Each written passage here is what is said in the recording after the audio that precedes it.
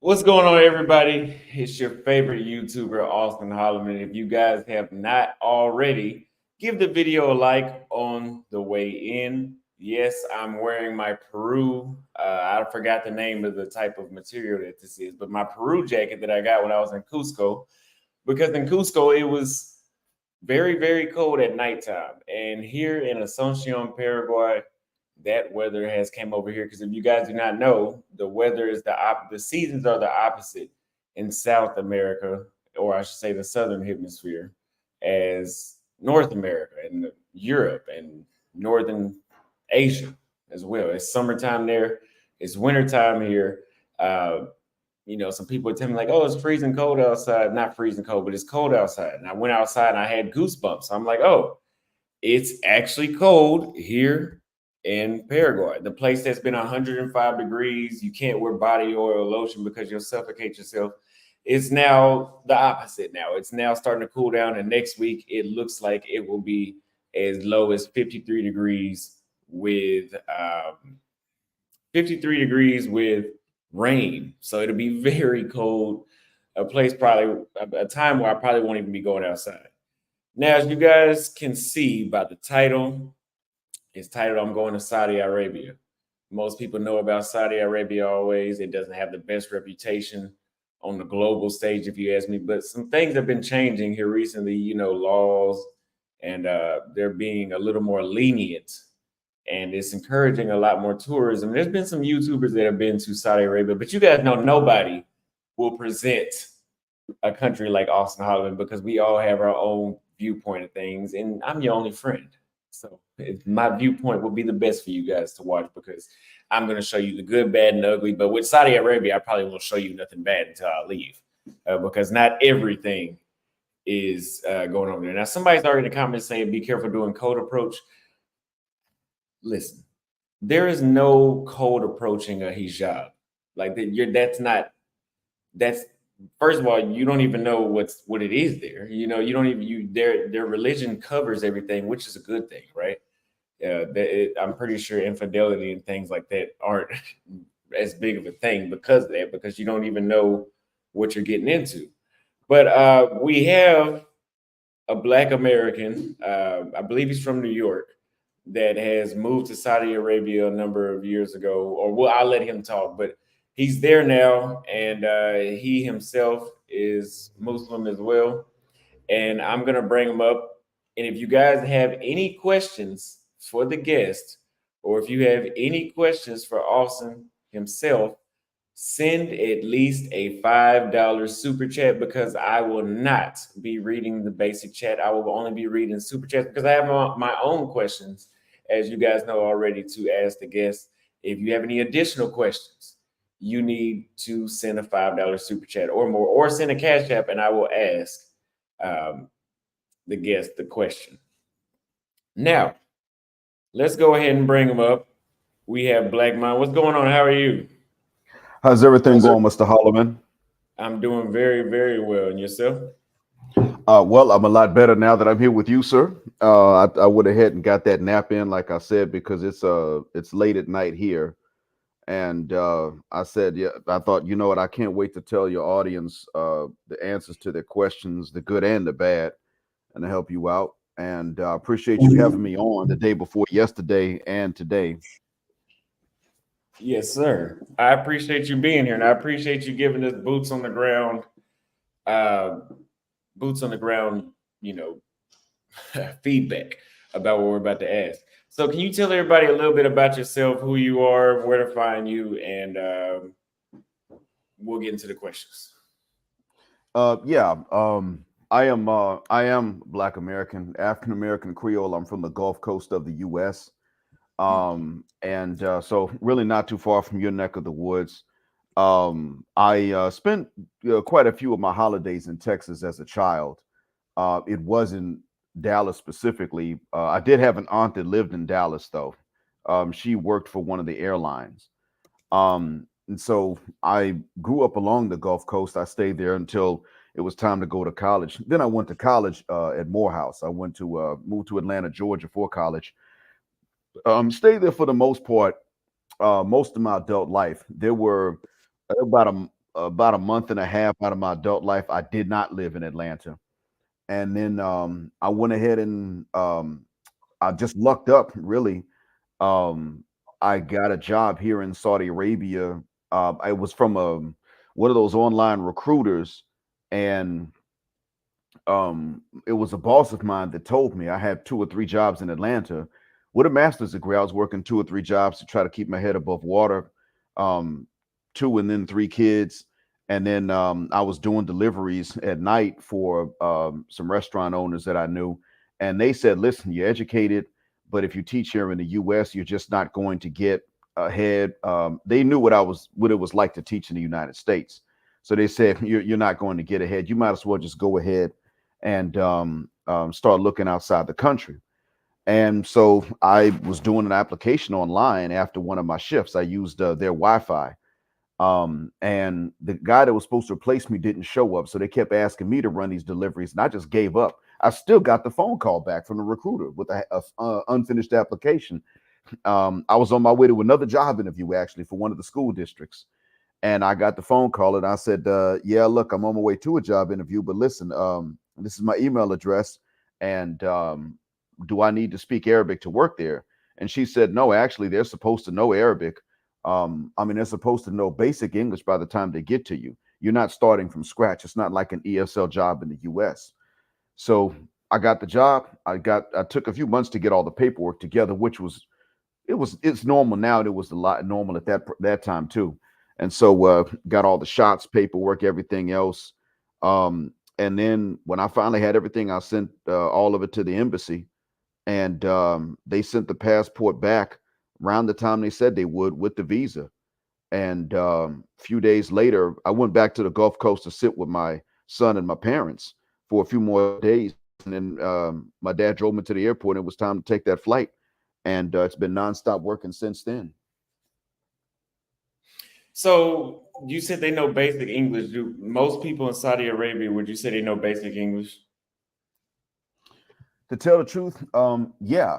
Um, I would say that in the cities, most people know some English. When you get into the villages and the smaller cities, you'll have people that they may just know yes, no, one, two, three, but they couldn't really put a sentence together. Um, and when I say put one together, I mean they couldn't even try to put one together and you understand it. You wouldn't even know the subject of what they're talking about. So you do have folks like that when you get outside of the population centers. Bilingual education is now being changed, so it's already been pretty good in the major cities anyway. I'd say fairly good, good enough. And they're trying to get good teachers to move into these smaller towns and cities and actually stay there. It's a hard thing for them to do because those areas. You know, they're Bedouins, man. They're backwards, and they brag about it. I'm not even talking bad behind their back. They will brag about how stubborn, how backwards they are, how they don't change. You don't move the needle. So, no, you'll go to those places and you'll find people that they really do need a translator. They got to call an engineer or a medical doctor or something to translate. So yeah. Okay. So let me ask you this. You know, I'm a YouTuber, I'm a vlogger, and there's some people I noticed in the comments that said it's illegal to record there, which is absolutely false because there's already other YouTubers that have filmed. And if any place is going to accept tourism, there may be limitations on recording, but obviously you can't invite tourists if they can't take photos and pictures, photos and videos of things that they see. Can you elaborate on can you tell us more about using cameras in Saudi Arabia? Yeah. Look, to tell the truth, one of many people's many people's hobbies here is photography. Photography is, I would say that it's fairly popular here. I'm not saying you meet an aspiring photographer every day, but they're there. You got the camera equipment that's pretty good. The only thing is that if you were to turn around and let's say if you wanted to take nature shots, then you got options, but not a whole lot of them. You could go to the south where they got the mountains. You can go to the west where they have the mountains. You could go now into some areas where things are turning green because you're getting more rain. I mentioned that day before yesterday, I believe, or was it yesterday your time It when I was was on your day live before stream? yesterday. Okay, day before yesterday. All right. So yeah, you can find those options, but you're allowed actually to photograph a lot of things. If there's something you cannot photograph, there will be a sign posted in Arabic and English, generally speaking. Don't photograph a prison. I don't even know what the written law is. I just wouldn't do it. Don't photograph one from up close. You probably won't see them because prisons aren't just everywhere like that. Don't Let's see, there might be military bases. You could probably photograph the outside of the gates, but you wouldn't just get on to the base just because you want to anyway. You're not military. So no, you wouldn't be filmed. You wouldn't be in places where you're not allowed to photograph. It'll be about generally about the same rules, but when it comes to filming people, uh, you would probably want to get their permission before you put them on the camera. And a lot of people would say, yeah, that's fine as long as you're nice and polite and ask. Many would say it's okay. I would recommend not to single out any women, though. You could talk to a family, a couple, but I would say don't single out women that are by themselves per se.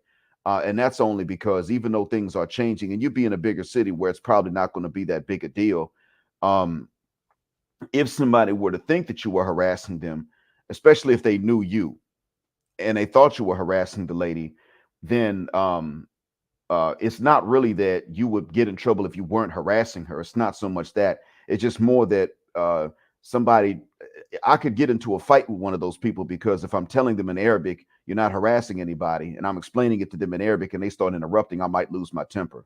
And so, but chances are though, like if you want to interview people, you can interview people. There are folks that do street interviews here, but they won't put or publicize the video of someone that said don't put me on camera. That's the thing, they wouldn't do it. So if you don't do it, you should be good.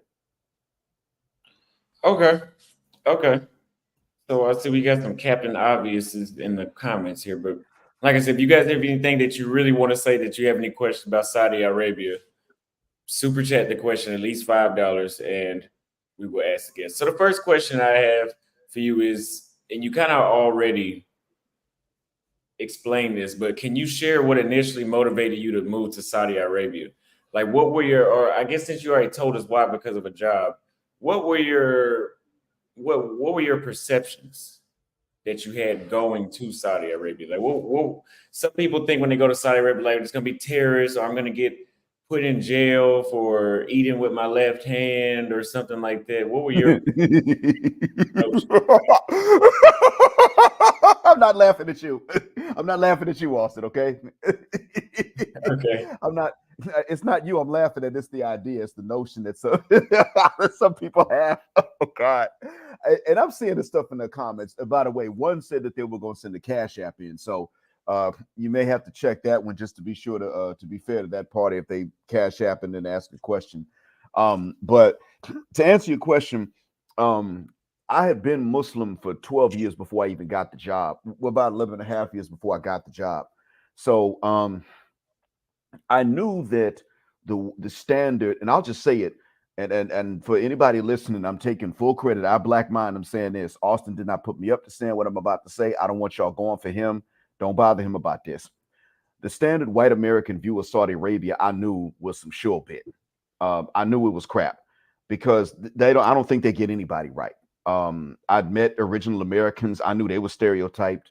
I had uh, uh, talked to people from Latin America in their own language. I knew they've been stereotyped. Plus, we see the cartoons. We're American.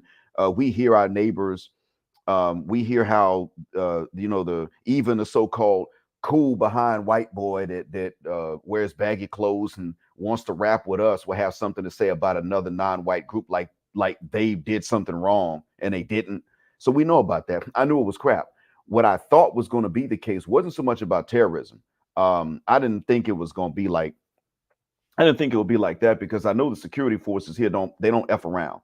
Um, they do rely heavily on maybe a few other nations, but I knew they don't play around. The security forces here are not with that. Um, they'll lock people up for something remotely related to that. If it's anything that might threaten the security of the state, you're not going to be in a regular prison with bank robbers or somebody that even somebody that might have slept with their own mother-in-law or their brother's wife or something like. You're not going to be in jail even with people like that. You're going to be in a different prison with different guards. Your family will not know where you're locked up, and you won't know where you're locked up. Only the guards will know when they don't tell you. So you're going to be there. I was actually in I guess you could call it a big village or a small city. Art had two jails. They had one for the regular ones, and then they had the other ones. They had the other prison for people that were there for security reasons. Now that was a place they did not want you photographing. It was next to the university, ironically. And if you went to the rooftop of the university, people would take smoke breaks. And we actually were told if you go up on the rooftop, go to the rooftop on this other building where the prison is not visible because we've been getting complaints from the guards over there at that prison about y'all going to the rooftop. They think you're taking photos and stuff. I was like, okay, so you know what? They're crazy now. Um, so it can be like that. I knew that wasn't the case. What I thought was that they were probably going to be a bit spoiled, but very nice and hospitable. I did think that they would be a little bit more academic than they are. I mean, I thought that students and professors would be a little bit more academic than what they actually are. I was surprised by that. But no, it's safe here. The safety in this country is top notch. My son was here for 3 weeks. Uh, we um um we saw people leaving, and I'd seen it before. Even in big cities, you can have people that leave their car running to go run into a store, like a similar to a corner store. They'll run in, car is running, ain't nobody in the car, doors unlocked. You could get in the car and steal if you want it, and you will not do it. And they will come outside, and that car is still running. They might have left their phone in there too. They come outside, open their car door, get in, and drive off like they parked at home or something. So it's really safe here. And my son actually felt nervous about going back to the states at the end of his visit. And I feel that at times, you go to the ATM here at 3 in the morning and pull out money, put it in your pocket, and you'll hardly see anybody even walking or driving around if it's a small city. And even in a big city, you might see somebody walking around. You might see several people because it might be hot that day if it's the summer, and nobody's going to bother you about your money. Okay, so how did your perceptions about Saudi Arabia change after you went there and saw how it was? Like, how did you view the people or the culture of the country as a whole after really experiencing how safe it was? Um, I viewed it as I viewed it actually as a very good place to decompress from the stress of trying to make it in the United States. On my Facebook post, I know I'm aging myself when I when I mention that I use Facebook. Um, but on my Facebook post, I would post about how I could relax here, I could breathe. I um, I felt safe. It was actually a major stress relief over time because even with a lot of the cheating that goes on in academic centers here, one of the major differences is that if you're doing your job here, for the most part, you don't get blamed for doing your job. If somebody else screws up, they're not necessarily likely to just come along and make you the scapegoat because you're the black guy. Um, and so I really did feel a lot of relief from stress. um, the first place I lived in was boring, but I made friends that had made it pretty easy to live there for the most part compared to what other Westerners were going through. Uh, I found the language was easy if you got somebody bilingual to teach you. So I was kind of busy learning more and more of the language. But um, yeah, it was actually relaxing. I mean, when I first got there, I'm talking my first week there. I remember that I read this newspaper article in a U.S. newspaper, but it was online.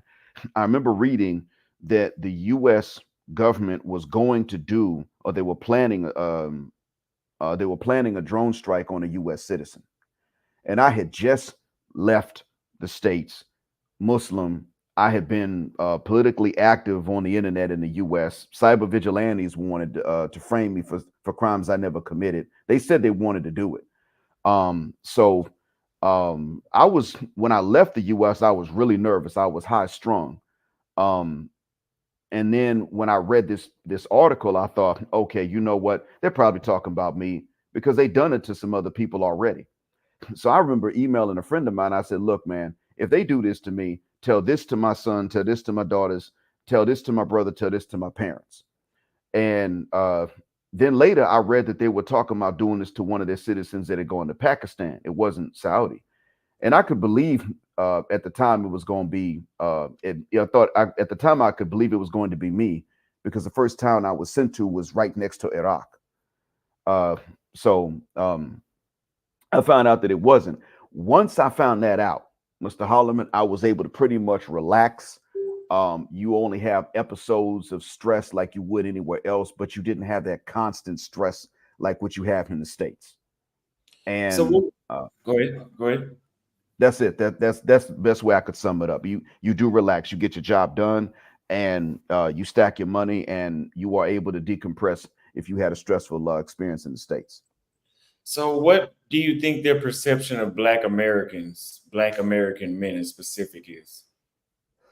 Um, I would say that the perception of Black American men, for the most part, is um, this will shock you, man, but it ain't too far off from the way that we're perceived within the states. The perceptions are that, I mean, they know that we originate from Africa, so biologically speaking, they have certain expectations that we're stronger, might be more aggressive, uh, that we're packed like mules. There is that, um, and so to put it mildly, um, you said you were what 6 feet one, 5'11". 5'11". Okay, all right. So then you and I are close in height then, but um, if you are, I was going to say I was going to say if you're 6 feet one and you're black, American or not, you're 6 feet one and you're black and you're in shape, they will eyeball you. I'm telling you that they will eyeball you. I mean the women will, hijab or not. They will look you up and down. They won't bother you per se. It's not like that. They may ask you basic things like, oh, "Are you from here?" or "Is English your first language?" Harmless things like that. And they probably won't be trying to actually get at you, but um, they'll look.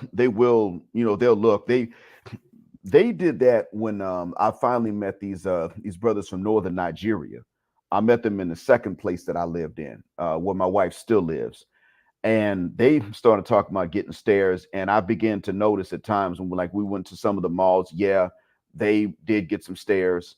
Um, I got a black Saudi friend whose origins are Nigerian. He's actually a rapper in Riyadh. Y'all can check out his channel, Be Deep. He's in shape. They check him out um, because he's got that bodybuilder look and he's bald. Um, and then so their view of Black Americans is that they do associate us a lot with what they see on TV, but they don't negatively stereotype us as criminals to your face. Because if you're Black American but you're here, chances are you already aren't a crook. Chances are you already aren't, uh, um, you're not breaking the law. You're not that dangerous stereotype. But they Yeah, 'cause do you have to have a visa. associate you with. You Got to have to have a have a visa visa. here anyway. Yeah. Yes, you do. And I think they can tell if you committed a crime, especially if you live there. It's like, well, yeah, if you live here, you had to go through a vetting through their own embassy. So if you had a criminal record, it would have shown up and you wouldn't be able to get the visa.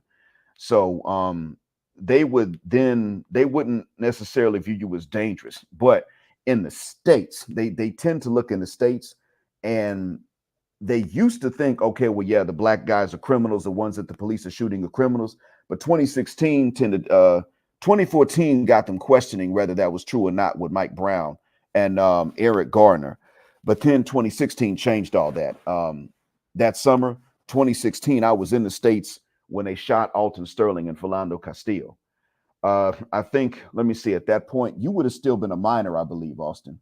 Yeah. Um, but I was there in the States. I remember because somebody I knew actually knew Alton Sterling, and the store owner had a cousin that was working with me. The store owner in Louisiana had a cousin with the same last name working with me in Ottawa. No, I'm sorry, that wasn't Ottawa at the time. That was, um, but anyway, make a long story short, that guy uh, that filmed that, he was also, I mean, yeah, that guy that filmed it, he was also an Arabic speaker, but not Saudi. He was a Yemeni. And so it began to hit the Arabic speaking community in general that, you know what? They're not doing this stuff to these cops with guns pointed at them. They're not that stupid. They're being discriminated against.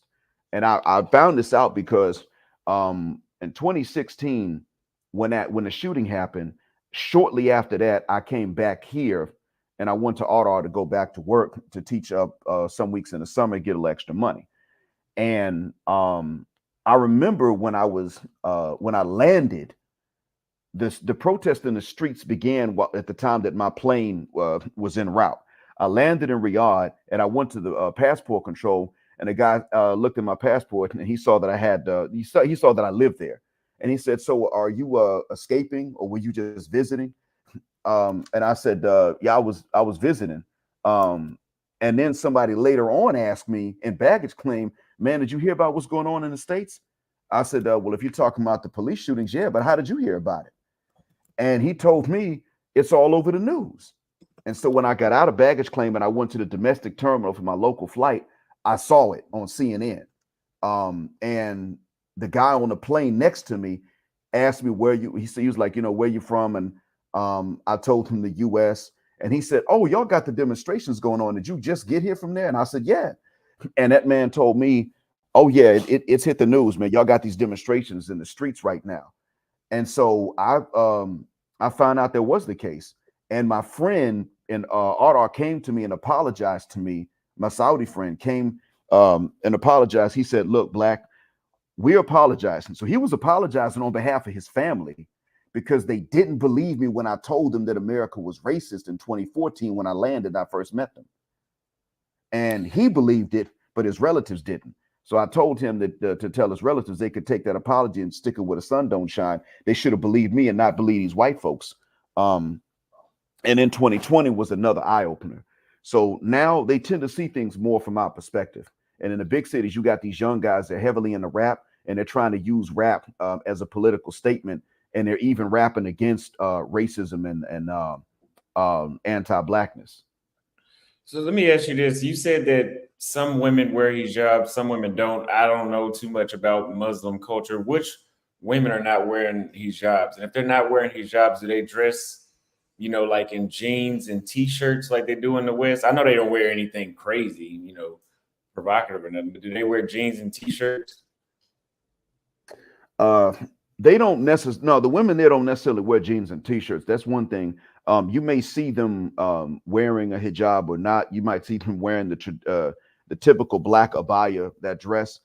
It may be closed or it may be open. Now, generally, if they wear the hijab, then the abaya is closed out in the public. Um, if you see them wear the face veil, then generally the abaya is going to be closed out in the public. Um, my wife wears the hijab and she wears her abaya clothes. It's not open in public. Um, to tell the truth, though, usually what the women wear underneath would be stuff like just house robes. To be honest with you, they're not wearing anything special underneath. But they don't have on just that dress and nothing underneath it. That they wouldn't do. Doesn't matter how hot it is. They got something underneath it. But you might see them with that dress open and they have on jeans and shirts underneath that dress, but they have the dress on top. So they don't really walk around showing too much. Even if what they wear is thin, it's still going to be long sleeved. Um, sometimes, sometimes they may have on jeans with the tears in them, just like a guy might have.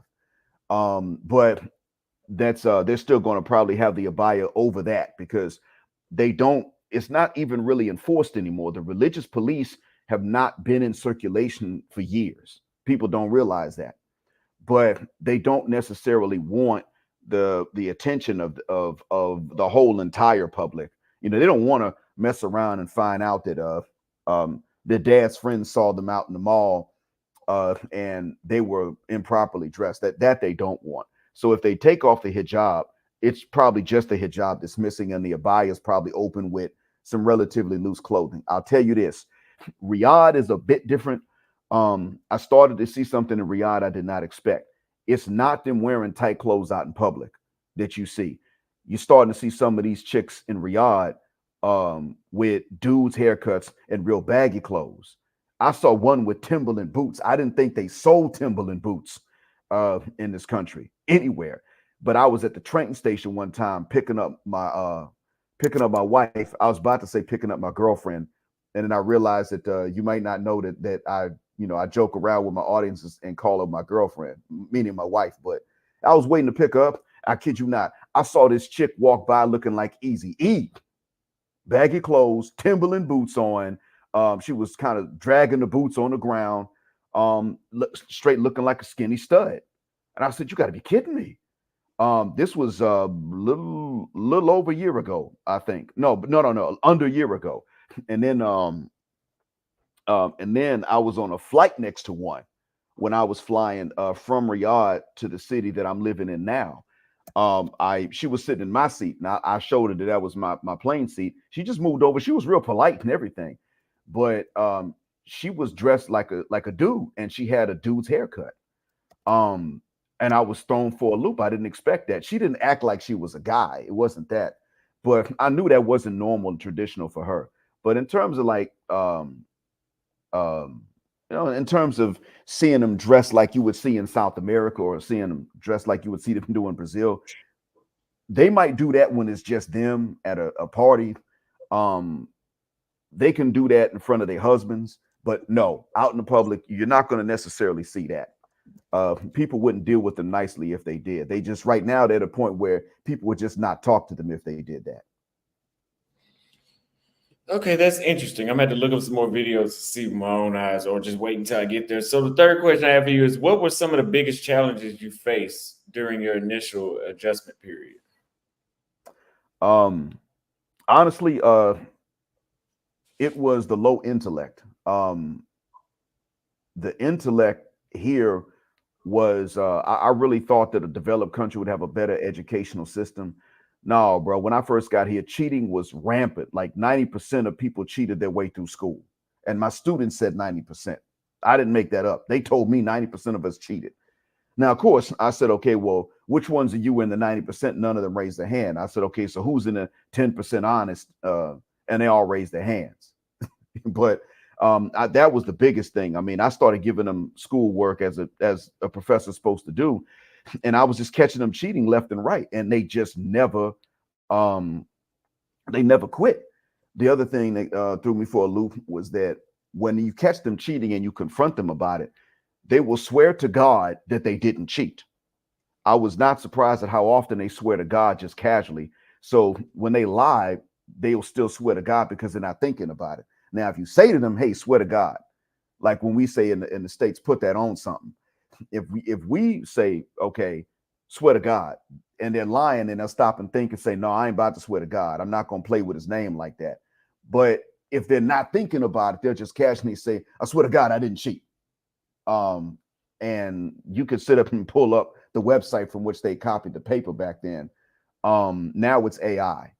So, and I ain't gonna lie, AI set that back. I mean, we had the students, a lot of them stopped from cheating about 2021, around the time that they were at home for COVID. A lot of them stopped that cheating, and the culture was changing. And 2022, it was finally to the point where honest students would rat out their classmates that were cheaters. And then AI came out and just set everything back because AI, it doesn't show up right off the bat on these plagiarism checkers.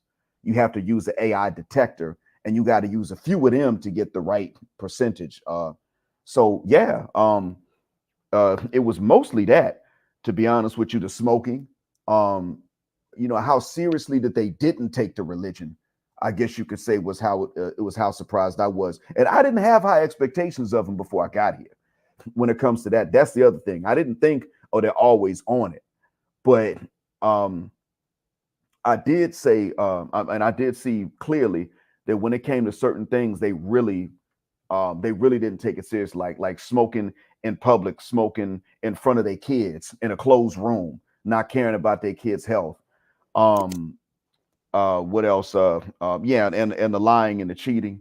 One other thing too, though, was that some people in the chat are saying if you a black man and you Muslim, you a clown. Um, and I would advise you all to go and check with Bilal of a YouTube channel called The Features. He spells it Feachaz.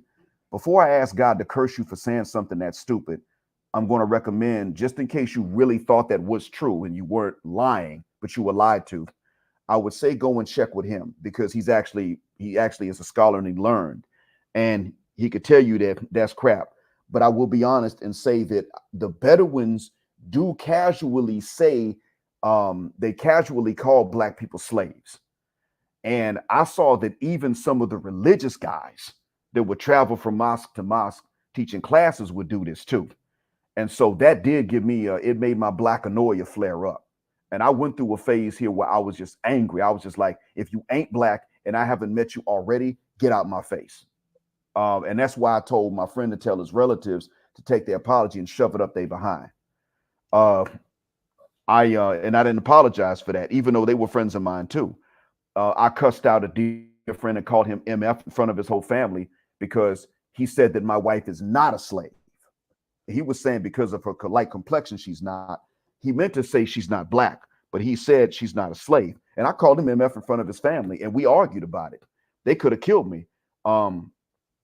But I wasn't going back down. I straight said, look, I know he doesn't actually literally dig his own mother out. Nobody does. But you all know that we're not actually literally slaves and God didn't make us like that. So y'all fuck the shuck up or we're just going to be insulting each other. I can do this all day. I don't get tired of it. But if you all don't want this, then all you got to do is watch your mouth and we won't have this problem. And to be honest with you, they took the correction. Now, if these have been your average hillbillies coming out of God knows where in America, they don't accept correction for their racism. We know how they are. But that part did surprise me because they don't do it with hatred. They do it casually, like they're not thinking about it. The way we use the N word, they do it like that. But even the religious people would do that, and then you get on them, and they argue and they cut you off because they're Bedouins. And then after a while, they realize they're backed into a corner. And they say, you know what? We were actually wrong. We got to stop that. And I won't front. I've seen where people stop doing that. Like in the town that I used to live in Ottawa, they stopped calling us that because there was a black American that confronted them about it. I was one of them. There was another one, probably two more, but definitely at least one. So yeah, those are the biggest shocks to me, to be honest with you, and everything else is pretty much as I expected. Okay, I'm gonna ask you one more question. I'm gonna read a couple super chats that we got. The next question I have for you is: in terms of cost of living, how does Saudi Arabia compare to other countries around the world? Uh, it's going up. I ain't gonna lie. It is going up. The economy here has gotten to be worse than what it used to be. I'm not saying it's a poor country, but I do think that, matter of fact, I mean, I'm seeing it that it does go up. Rent's getting to be a little bit more, and it's still far better than the states. Absolutely, it's still far better than what the states are. I can get a big old chicken and rice meal. It's quite a few pounds of kilograms of food um, for about. I get it for less than 10. Actually, I routinely um, can go to the spot and get a heavy meal for less than 10 US. I'm getting it for about 9, I would say. Um, the ride shares here are not that expensive. Um, Rent still is less than what it would have been in the States. Now, I had a one bedroom studio when I was in Riyadh, but it was right at about 550 a month. So that's fair price for the States. Um, yeah, it was, yeah, that's what it was like. I mean, in Riyadh, I actually did have a furnished apartment for 1 month. Now that was about that was a little bit over a grand US, but it would have been from what you guys are saying, that would have been between 2,200 and 3,000 in the US, 2,200 in a small town, from what everybody's been saying. So it's still, if you earn US dollars here, then you still could, you're doing okay. You can save up money. I'll admit it's still better. I'll put it like this: when I was about to be um when I wasn't hired, or my contract, I'll say my contract wasn't renewed. Um, this was over a year ago. I was getting ready to stay in this country illegally before going back to the US, because at the very least, even if I was here illegally, I had a chance of not being homeless. Even if I didn't have the legal documents to stay here legally, I could have at least avoided homelessness. And if I was homeless, I'm not going to freeze to death here. It was like that, bro, because, stateside, from what y'all been telling me, you just can't afford it. You just cannot make it if you don't already own your property. So yeah, it's still better here. That's so yeah, ride shares. I'm routinely taking ride shares for less than, because I left my car with my wife. I'm routinely getting ride shares for less than 10 US, or right above 10 US for a ride if it's a long ride.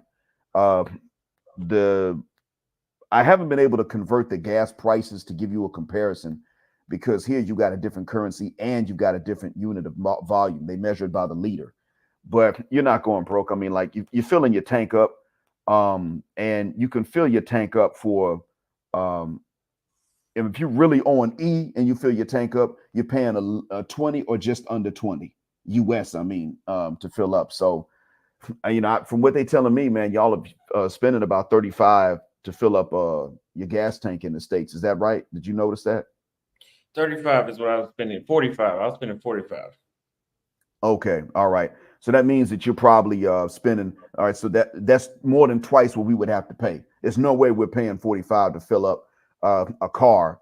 Um, then yeah, no way we're spending that much, 45 US to fill up a car. SUV maybe, but no, not a car, not a regular run of the mill car, or even your bigger cars, or even the pickup trucks. You won't be spending that much to fill your tanks up here. So um, if you do, yeah, it's a lower cost of living, absolutely. So, Brofessor says, did they get rid of the Chop Chop Square, the Matawan? All right, he's talking about the religious police when he says Matawan.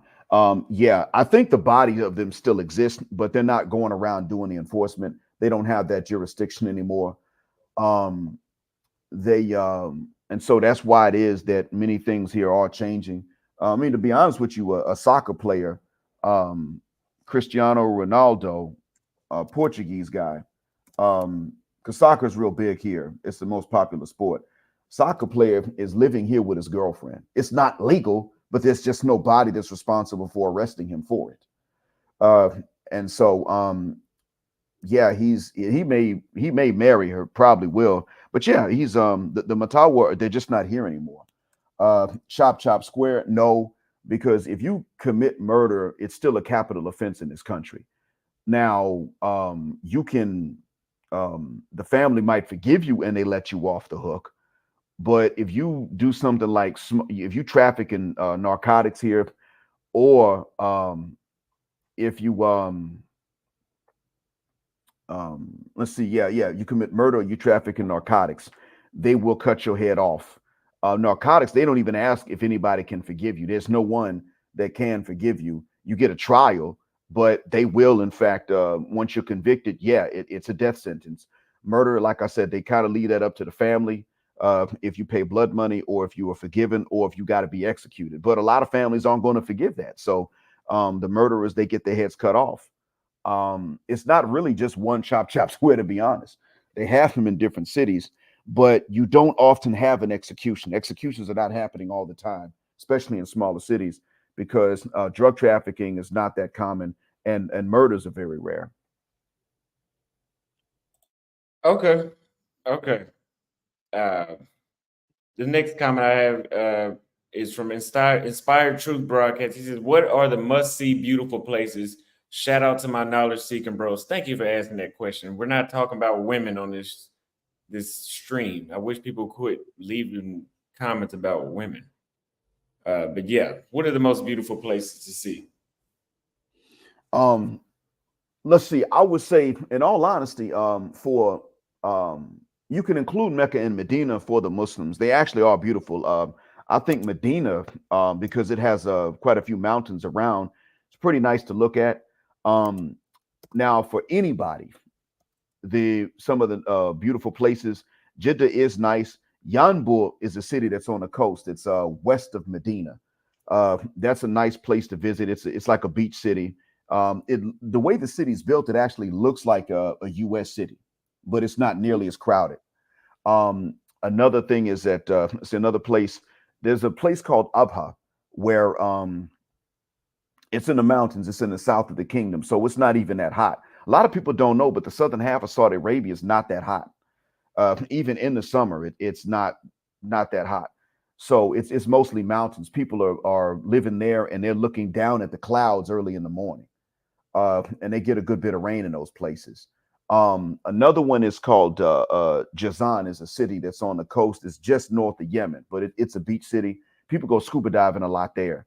So you do have those beautiful areas. Um, South is overall, the South is pretty good to go to in the summertime because it's warm, but it ain't hot. So you got trees there, and greenery. You've been had that. So those are the nicer places to go to. And then not only that, but it's not just Saudi Arabia that's on the peninsula. Um, um, I've been to Oman, I've been to Muscat, but in the summer, a lot of people like to go to this place called Salalah, which has mountains too. And Salalah gets really cloudy and rainy in the summertime. Everywhere else would be hot and sunny, but Salalah will get cloudy and rainy and kind of cool. Temperatures go down into the 70s. And then when it's winter time here, then Salalah will be warm and sunny. So that's a place to go to in Oman. Um, then and it has a beach there too. Let's see. Bahrain looks pretty nice. It's pretty clean and developed. But Abu Dhabi and Dubai and the UAE. I'm going to put y'all up on game. In the UAE, there are places that are not far from each other. One is called Fujairah. That's a nice spot to go to. And then not far from Fujairah is a town called Khorfakan. And both of them have beaches. They are nice. It's worth it to go there. They got nice hotels and they got nice beaches, and the food's pretty good. So though that's really a good tourist spot to go to. Khorfakan had a lot of Russian people staying where I stayed. Um, Quite a few Russian tourists. So you're going to hear people speaking Russian, maybe Ukrainian too. I was there before they started fighting. But yeah, you'll see that. And it is nice to look at. It's got this mountain with a gift shop and a restaurant on the top of it. So you take this winding drive up this mountain. You're there in about maybe 15 minutes. And then You can get some coffee or get a full on lunch or dinner at the top of this mountain, and you can look at down at the city through these binoculars and get some good shots. So people like to go there for that. Okay, so we got one more super chat. We'll get to the next question. Mr. Bottom of the Bottle says lots of folks here don't like the interview because Saudi Arabia isn't the place to pick up chicks. Time to separate the strong from the weak. Peace. Thank you for saying that. Yes, I keep seeing countless comments about women. I'm gonna start timing y'all out in a minute. I'm trying to. If you guys don't notice, I'm trying to do more just travel stuff. Yes, I'm still gonna date women in most places that I go to, but everything is just not always about women, man. Some places I go just to see what it's like, and I'm interested in seeing what Saudi Arabia is like. I'm interested in seeing what the whole world is like. I probably won't go somewhere like Yemen, but I will go to as many places as I can. Now, people are talking about women because they're looking out for you. Listen, I'm not an idiot. I know what Islam is. I'm not an idiot. So, what is a common misconception people have about living in Saudi Arabia that you found to be untrue? You kind of already touched on that, but can you just give us one more example? Yeah, absolutely. And Okay, so one of the common misconceptions is that it's all desert and it's all hot all the time. There's no variation in the weather and there's no variation in the land. That is not the case. Um, the north is where you got desert. In the middle of the country, you do have desert. A lot of the coast is, of course, it's the coast, so it's low lying, it's flat. But you do have a good bit of mountains in the Hijaz. You have them in some parts of the north, and then you got them in the south. The south is pretty much mountainous. So people here actually, if they cannot afford to leave the country during the summer because of the heat, and they don't live in the south already, then they go to the south. If they can afford to, they spend their time in the south. It's The other thing is that people might think that folks here don't like foreigners. No, that's not true. They actually like people who traveled a long way to get here. The people here are very hospitable. Even now, they're known to be lazy, and I think that's fairly true. They don't really like to work that hard. I don't think anyone likes to, but they will avoid working too hard. But that's not evil. It's not malice on their part. But when it comes down to hospitality, bro, they pull out all the stops out here. They are very, very friendly and warm and welcoming people here. That is true. Another misconception is that like everybody's rich. No, now you don't see the poverty everywhere. You don't see homeless people, maybe unless they're crazy. You might have somebody mentally ill and they're homeless. Um, but in terms of so poverty, I mean, you got areas that are poor, even for citizens. You got citizens that don't really have much money. They have health care, so they're not just down and out, just all the way down bad. But everybody here is, everyone here ain't rich. A lot of people are in the middle. And the thing is, you actually don't know how many people are rich because the government either does not collect those stats or they don't report them. People here that are rich look like anybody else. So if you don't know them, you don't necessarily know they rich. They'll, yeah, you don't necessarily know. You can't look and tell at first glance who's rich and who's not. You really can't. Um, the other thing is that what would surprise me when I first got here, which I already mentioned, is actually changing. So things are changing for the better. The cheating is a lot less than what it used to be. AI sort of undid a lot of that, but the universities aren't letting that stuff slide anymore like they used to. The government is against it too, and they're cracking down on corruption here. They really are. So uh, now the corruption that people might get away with is more in the form of laziness, and that's not going to last forever. But in terms of like people taking bribes because they got a government position, they're getting caught when they do that. And people that are not doing it are still being investigated just to prove they didn't do it. So it is more developed than what people think. And some of the other nations around are even more developed than here. But yeah, it's more developed, and the people here are a lot friendlier. The young folks here are really glad to meet people from elsewhere. They're really anxious to learn about what's going on outside, and really, there's a lot of imitation going on. There is a Like for instance, they love old American cars, the Caprice, the El Dorado, the El Camino. Um, and in the bigger cities, this is going to really crack a lot of people up. In the bigger cities, people are actually where they're fluent. You find people that are fluent not only in formal English that you can learn in the school, but in slang. So it's not really that surprising once they realize you're from the states. Um, they might start asking you, "Look, man, I'm in the market for a really good, an L dog, but in good condition." And you're looking and say, "Wait, where did you learn L dog from?" And they'll they know a lot of these slang terms. A lot of these young guys know about the Drake and Kendrick Lamar beef. I'm closer to 50 than 40. I got a student coming to me telling me about it because I just knew it existed. He knew how it started. He was giving me the layout. They will sit up and discuss lyrical content of rap with you. No joke. So they're actually, you will be very surprised at their awareness of Western culture. So Really let me. surprised. Somebody send me a Jay sent a $17 cash app. Thank you very much. He says for ask him, are Arab women allowed to be with black men there? Um, you know what, man? You got a lot of black Saudis, actually.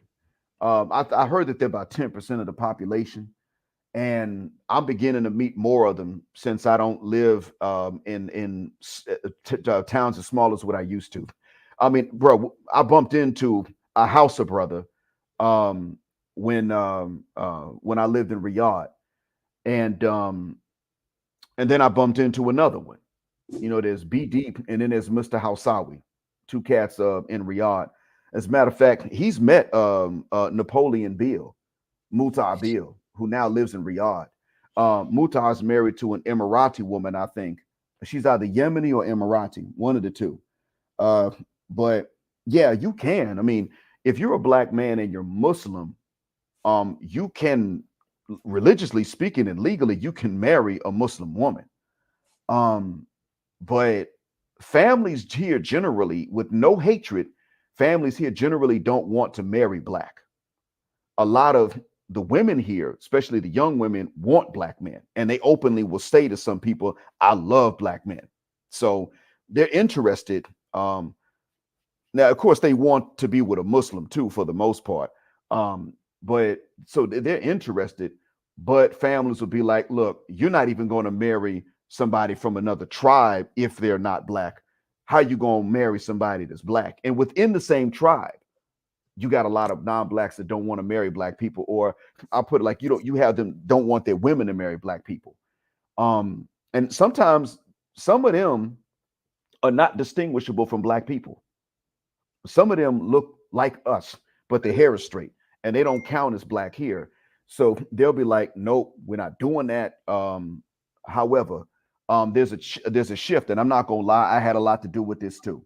I started to tell black Saudis, don't let a non-black man show up to marry the women in your family. Just don't let that happen because they don't allow it. So we have to be fair about this. And to be honest with you, some of them were like, "You know what? Yeah, that does make sense. No, I'm not letting that happen."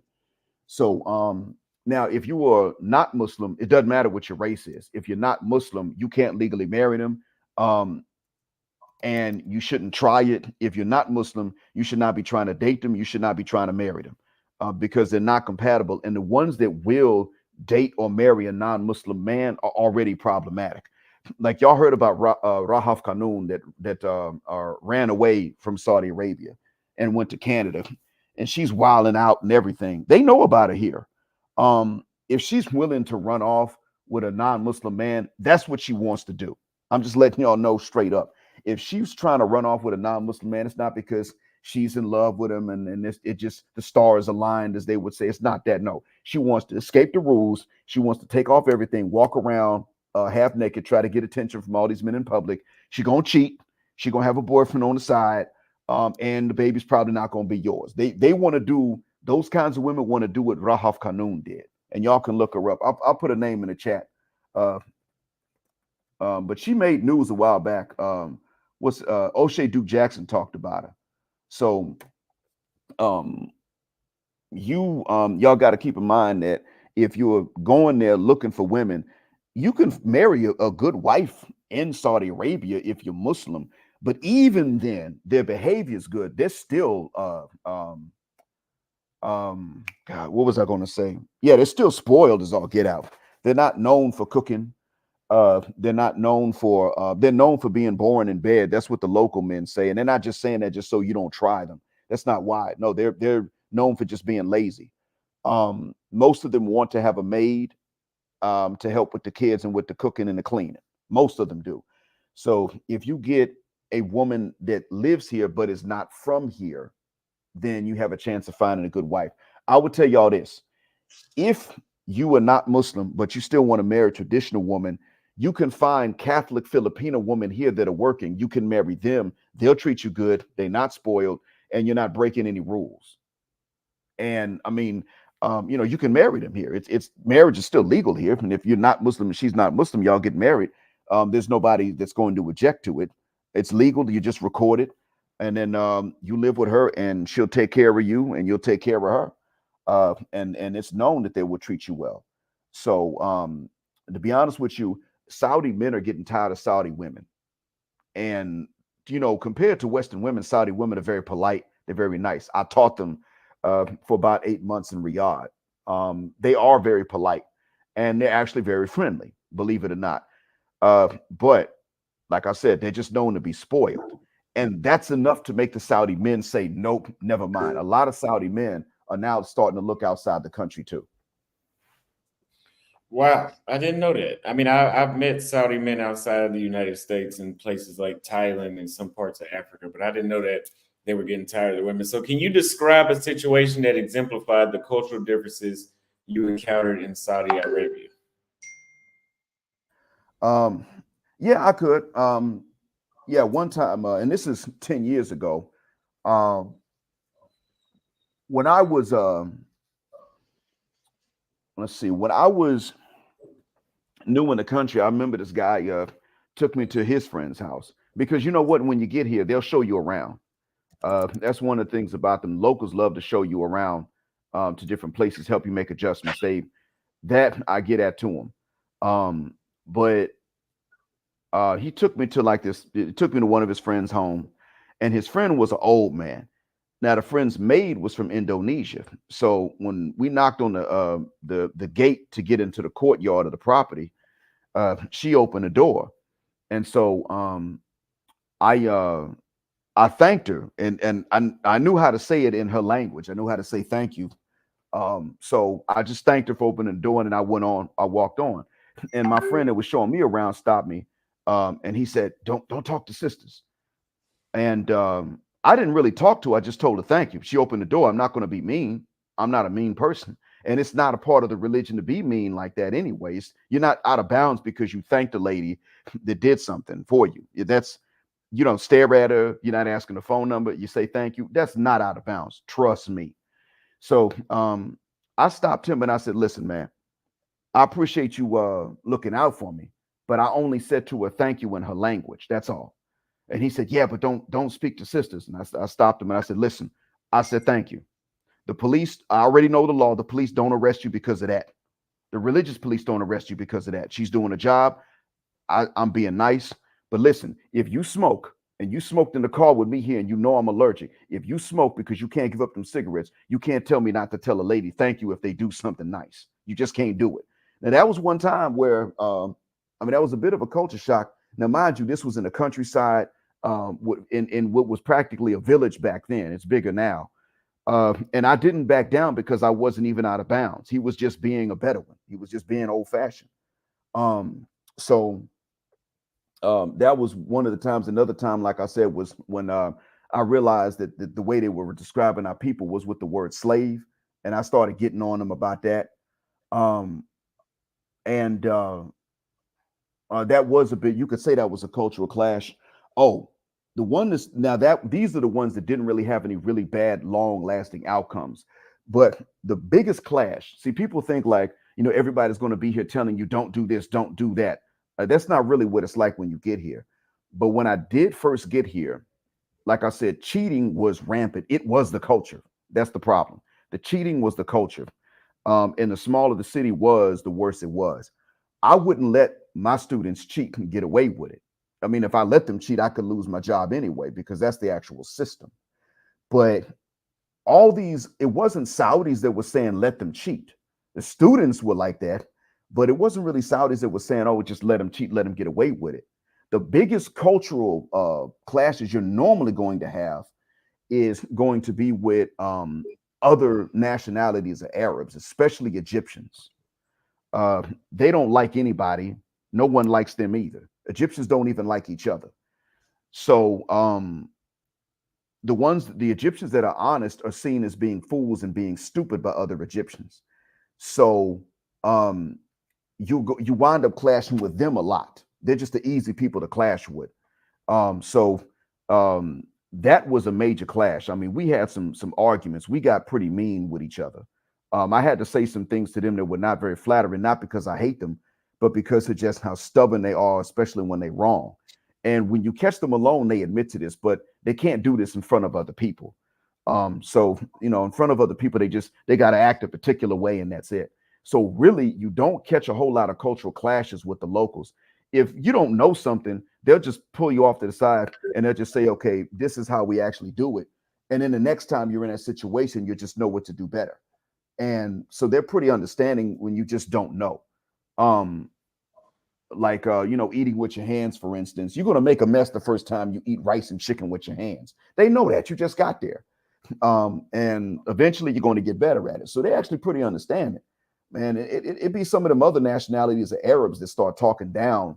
The other thing too is with Indians, you're going to have a clash with people from India. I'm not talking about like the Saudi citizens whose ancestors came from India a long time ago. They exist too, but they're Saudis at this point. The culture is Saudi, but like the ones that come from India, you can have a clash with them. And here's the reason why.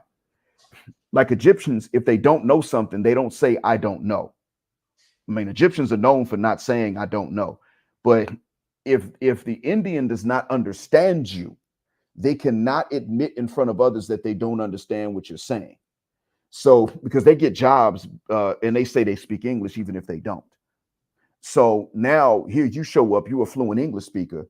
Man, bruh, uh, if you're talking to them and they don't understand, they got to pretend like they understand to keep their job. So you got to test them and make sure that they know what you're really saying. And if they do something different from what you asked, go to their boss and report them. Because you will clash with them. They are stubborn. They don't admit when they're wrong. Uh, they don't tell you when they don't understand what you're saying. So they may say they don't know some information, but they don't admit when they don't understand you. So if maybe you make an order at a restaurant and they bring the wrong thing out, and you be like, bro, that's not what I said. Or maybe you ask them a question about an item on the menu, and then they burp out an answer that doesn't make sense, and you say, okay, never mind, I won't get it, I'll get this. They bring out the one you asked the question about, and you say, wait, that's not what I ordered. Yes, sir, you say this, you say that, I bring this, and you're gonna clash with them, and they don't admit that they're wrong. Then the only thing that's going, I hate to say this, man, but sometimes the only thing that really sets them straight is the fear of losing a job or a slap. And I'm not saying slap them. I'm saying, their boss might do it or something. I think I've gotten some of them fired before, and I don't feel bad about it because they lied to get the job. So you're going to have clashes really with other foreigners. And to give one last example, because this will happen if you get outside of the big cities. You probably won't go to these areas, but if you get outside of the big cities and these small towns, what'll happen is that maybe you're at a store or something, and there would normally be a line in a bigger city or in another country, but there it won't really be a line. So then the guy behind the counter is not Saudi. So he's going to take care of the Saudi citizens that walk in first, even if you were waiting first. The Saudi thinks that you already ordered. You think the Saudi's being a jerk and that the guy behind the counter is scared. Man, the dude behind the counter is scared, but the Saudi ain't even cutting you in line intentionally. If you say to him, sorry, I was here first, he might say, oh, my bad, go ahead. But the dude behind the counter, they scared. So they will just outright ignore you to take care of the citizen. And so yeah, it's like that. And you'll have a conflict with that guy. And they may apologize, or they may not. but you have a conflict about that. So yeah, it's those are where the real culture shocks happen and the real arguments start. You don't oftentimes get into that with citizens. They're not really that aggressive like that. They're harder on each other because they know what the rules are. You from somewhere else, they know you may not know, so they're actually pretty lenient if you're respectful and your mistakes are honest mistakes. I give them credit for that. It'll be other foreigners from certain nationalities for cultural reasons. Yup, you will get into it with them sometimes, and some of them will make you want to kick them in their chest if you argue with them for too long. Okay. Okay. So the next one is how has living in Saudi Arabia impacted your personal and professional life? It's been great, man. Honestly, I have my blood pressure has gone down. Um, I've recently begun to start saving money again based on the job situation settling down and another business. And I got to admit, I've had some pretty generous supporters through Cash App because of my YouTube channel. So shouts out to the supporters, MLR, D Smith, especially. He's been real generous. Cleveland, Gale at Night, S. Jock, R. Robinson, and there are many more I just can't even name at this point, but they've really been coming through on that. So um, the um, I can say also that I met my wife here. I was living here when I met my second ex-wife, and she was and probably still is a good woman. Um, it was the government that messed that up. It was her government. She didn't do wrong, uh, but um, but that was in another country anyway. And then I met my current wife when I was here. We were neighbors actually. So that's been a big help. I mean, she's an excellent woman. God bless that black woman. She spoils me too. So, and then the safety aspect and element. I mean, I'm in a safe environment. I don't freeze to death every winter. I'm eating healthy for the most part. I mean, uh, I'm not paying an arm and a leg when I do eat healthy. So this is really one of the most relaxed lifestyles I've lived. My brother thinks that I'm kind of neglecting the family by living over here. He don't understand. I'm working on setting something up to pass on to my kids abroad, and it's finally showing signs that might actually happen. So that's yeah, that's the thing about it. Now you do need to have to here. You want to have a skill they need. So I'm lucky that I could get a job here. But I can say that when you live abroad in a safe place, where the punishments are stiff for bad behavior, then and then you develop a good skill. It's a lot better, man. It's much better. I would tell people, if you want safety and you want the ability to thrive and develop, then either Southeast Asia if you're not Muslim, or some parts of Southeast Asia, or this area if you are, because of the safety. That makes a big difference. And you can eat healthy and not, break the bank and spend an arm and a leg. But you also it's not a place for rude people in general. You don't want to, if you're just a rude jerk back home stateside and it's not based on the stress, then you don't want to come here. Honestly, man, my black annoya dissipated. And I mean that sense of paranoia you get, everybody hates black people. That stuff ain't true, man. Um, and you can see that when you're here and you've been here long enough. You learn the difference between people being ignorant and people being hateful. You have time to pay attention to it. And so then after that, the hostility's gone, and you don't have the same tension. You get to actually be an adult when you live in places like this. So it's great. I cannot go back to live in the United States unless I'm just rich and ain't got to work. That's how it is. This is great. Absolutely. Okay, that's interesting you say that. So, what advice would you give to someone considering Saudi Arabia as their next expat destination? Well, there is a major difference between living here and visiting. There is that. So if they're talking about living here, the government's laws are going to take care of that. You have to, to live here and you're not a citizen, you got to have a skill and a job set or something. But if you're going to visit, yeah, it's pretty good. I mean, I think you can get the visiting visa. I do believe they ask you who you know.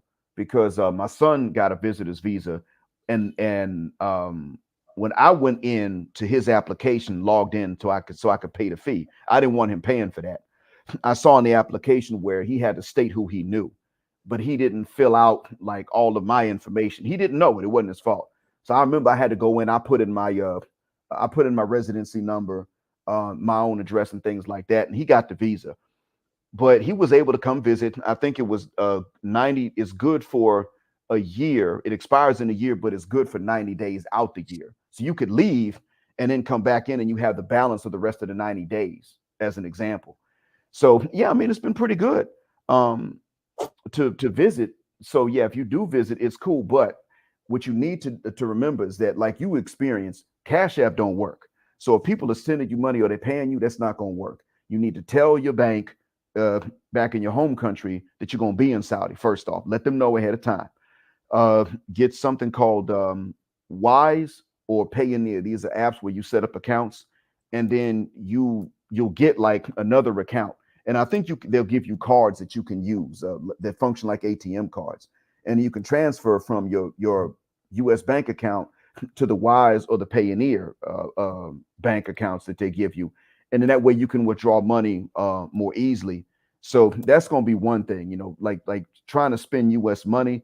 That can be an issue because it's better you withdraw money from an ATM so that your card doesn't get shut off, because it's easy to use your card to pay for a whole lot of stuff out here. That is easy. Um, so yeah, visiting, it is great.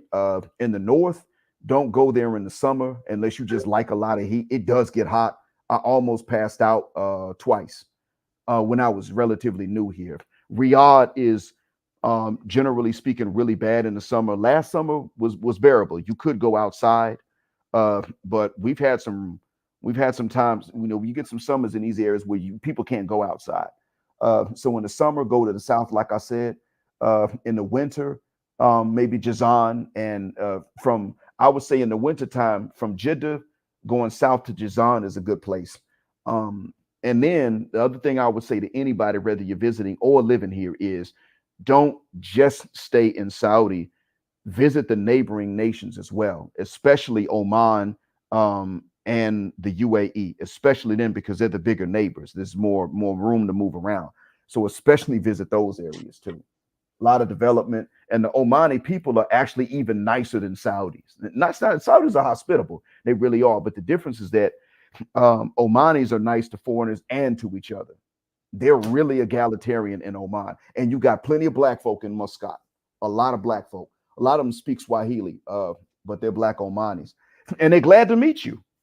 That's the thing about it. The black folk here are glad to meet other black folks from different places, whether you're Nigerian or American.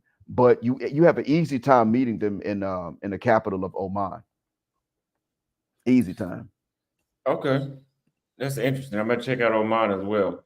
So, could you explain how the social dynamics differ in Saudi Arabia compared to your home country? Okay, how the what dynamics? I didn't hear that word. Social dynamics. Okay, social dynamics. Yeah. Honestly, man, here people will put their social life above their responsibilities sometimes. Maybe not to their family, but they will put their social life above their academic development and above their jobs. And that's part of the custom. So it can take a long time to get things done. And if you don't have time to budget, it will stress you out. But if you budget ahead of time, a lot of time to get certain things done, because the person you're working with is going to be interrupted, then it could be easier to deal with. Um, so I would say that the social dynamic, it is more of a social life here. That is the case. People here hang out with each other more. Now, the only thing is that if you are in my field, which is education, we have to be up early in the morning. And I some teachers get a late shift, but I don't work the late shift. And I've had jobs where you don't have a late shift like that. So you got to be up early. You got to be in your classroom at 8 o'clock in the morning. The locals don't deal with that very well. I'll say that they struggle. These are not morning people; they are night owls. Um, and they expect everybody to be night owls like them and stay up late. Now I'm doing that tonight, uh, I don't have to work tomorrow because it's the weekend. Because here the weekend is Friday and Saturday. It's not Saturday and Sunday. But normally, man, normally we in education, especially at my age, we got to be in bed early, and so we may not socialize with a lot of citizens because of that. It's not that we don't like them or they don't like us, but our schedules will be very different. However, social life here is pretty active. Um, they're Yeah, it's pretty active. And the thing is that the locals will let their social life and family life always get in the way of their education and their work. They absolutely will do that. So, some of them will be in their classroom and you got an exam and they don't want to turn their cell phones off, put them on silent and turn them off because somebody's going to call them and it's considered rude to not be there when somebody calls your phone. And like for them to not answer, you pretty much got to be in the bathroom or in the shower. You tell them you were taking a test. You know what? Somebody might still argue about it, especially in the small towns. Bigger cities, it's a little different, but they are glued to their phones. They really are, and they just don't like. They don't know when to turn it off. I'll put it like that. They don't know how to actually prioritize work and education over their social life sometimes. So you may have to coach them on that.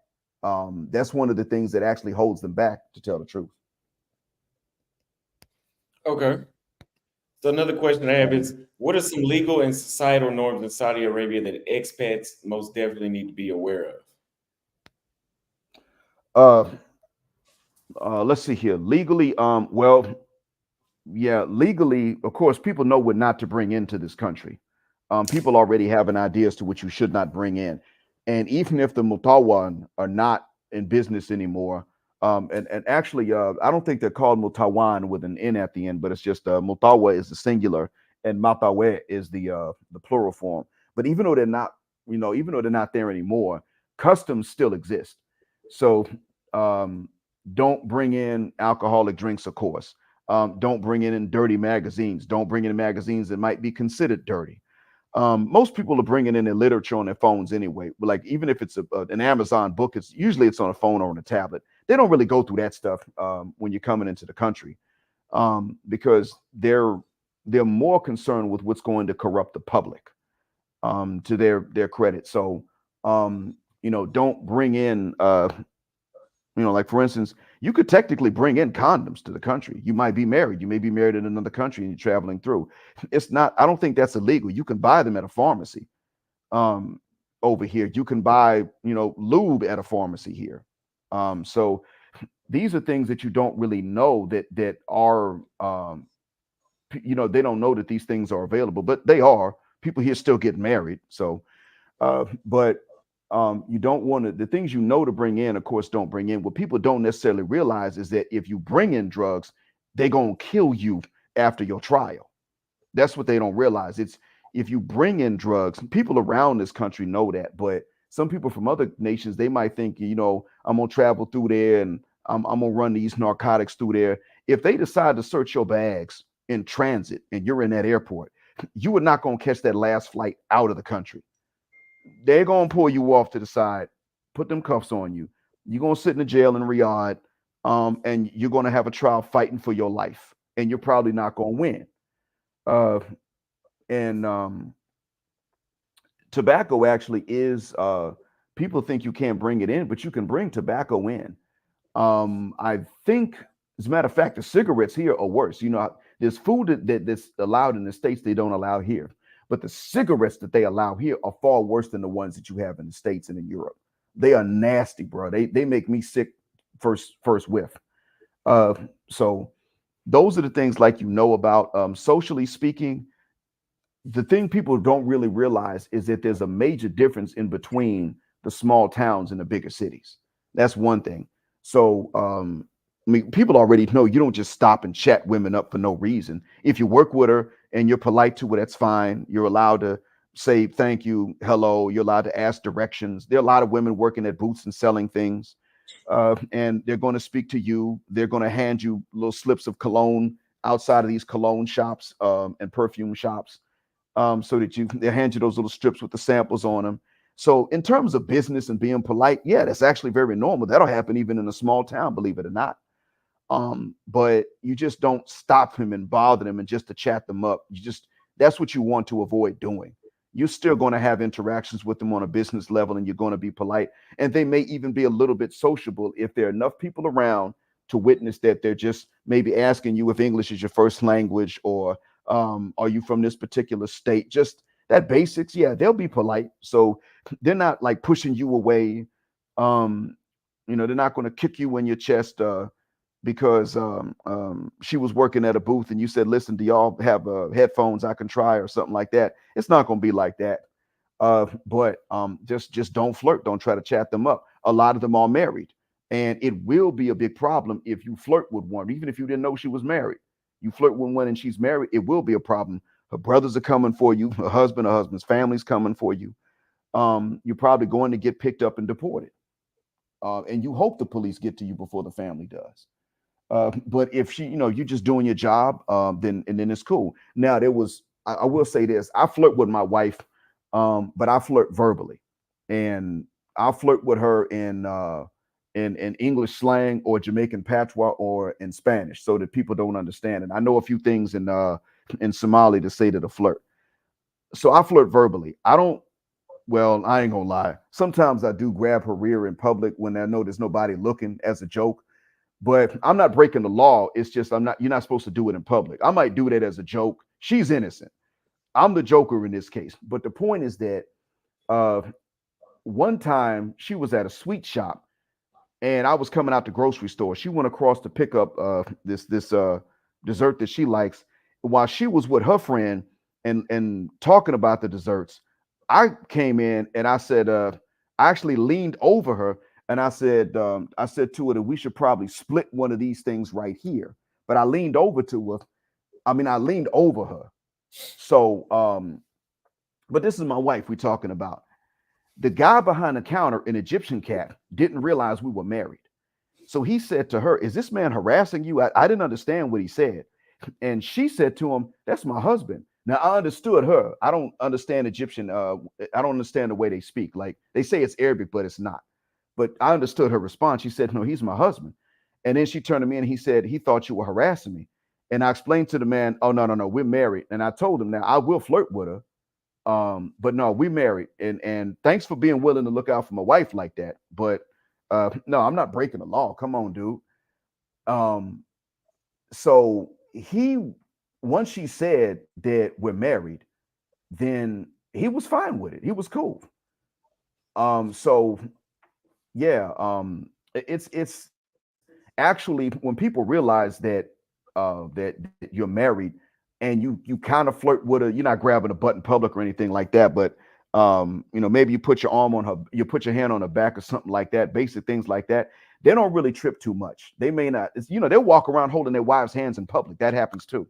It's just they're just holding hands. That's it. That's actually allowed. People don't realize that, but nobody's gonna say anything. It's not illegal, nothing like that. So you would actually be surprised at how relaxed they are if you're obeying the rules of public decency, and which is actually according to most of um according to most of the religions. So people will be a little bit shocked about that. Um, they do have a hell of a sense of humor. I give them credit for that. I don't always understand every joke they tell, but they do have a sense of humor. They do joke a lot. People think they just walking around always serious and stone faced. Oh God, no. Hell no. Most of their conversation involves a lot of laughter, whatever language they speaking in. They joke a lot, period. So it's really not like it's not like what people would think that they are. Um, yeah, they have a really good sense of humor. And if you're working with, let's say you're working with a lady and you may tell a joke, she cracks up laughing. She may tell a joke and you crack up laughing. And if you're not being indecent, people really ain't gonna bother you. Wow, that's a lot. So I know. it's very educational. It's good that I brought you in today. So, how did you navigate the language barrier, and what tips can you offer for effective communication? Um, you know what? I know I've been giving a lot of long answers, and you've been patient, and your audience has too, and I No, it's appreciate good. that. I hope so, because I really do want to do justice to the questions. But even for me, I mean, I'm long-winded. Hell, I run a channel. But even for me, that's going to be a real long answer. So I'm letting everybody know ahead of time that to answer this question, I can't say everything because it does involve another language. I think you know about this more than many of your audience members do, but I'm gonna try to give your audience members the first things that they're going to face, and they'll probably figure out the rest when they start picking up other languages. Uh, Number one, Arabic is not like Spanish. It is, they share a lot of words. I'm not gonna lie, but it is not like Spanish. It's Arabic is not related to English. Um, but there are some things about it that actually are closer to English than Spanish is. That's one thing. So it's going to surprise you. Arabic has a lot of surprises. The main thing, and this is the first thing, if it comes to Arabic, guys, please, if you go to any Arabic speaking country, doesn't matter. If you go to any Arabic speaking country, do not let somebody who does not speak English try to teach you Arabic. They're going to try that. They're going to be people that, especially here, because they don't know how education works. There are going to be people here that don't know how to put together a sentence in English. And they're going to get someone to excuse me, they're going to get someone to translate. They're going to be like, listen, I need to learn English for my job. I need to learn English. You speak it. I need you to come visit me, teach me English. Man, look, the translator is going to be there at one time. And then after that, they're not going to call the translator. They're not going to give you the translator's number. They want you to sit in their little sitting room with them, drinking tea and coffee and eating sweets. And y'all just going to be struggling to understand each other because they don't know how to actually learn a new language. Um, it took me, I'll put it like this. It took me about 4 months to start putting accurate sentences together, four in a row at a time. But the reason is I got lucky. I just really got lucky. My closest friend in Ottawa, who doesn't speak English, well, he probably does now, actually, but he didn't speak it at the time. He was just very clear and easy to understand.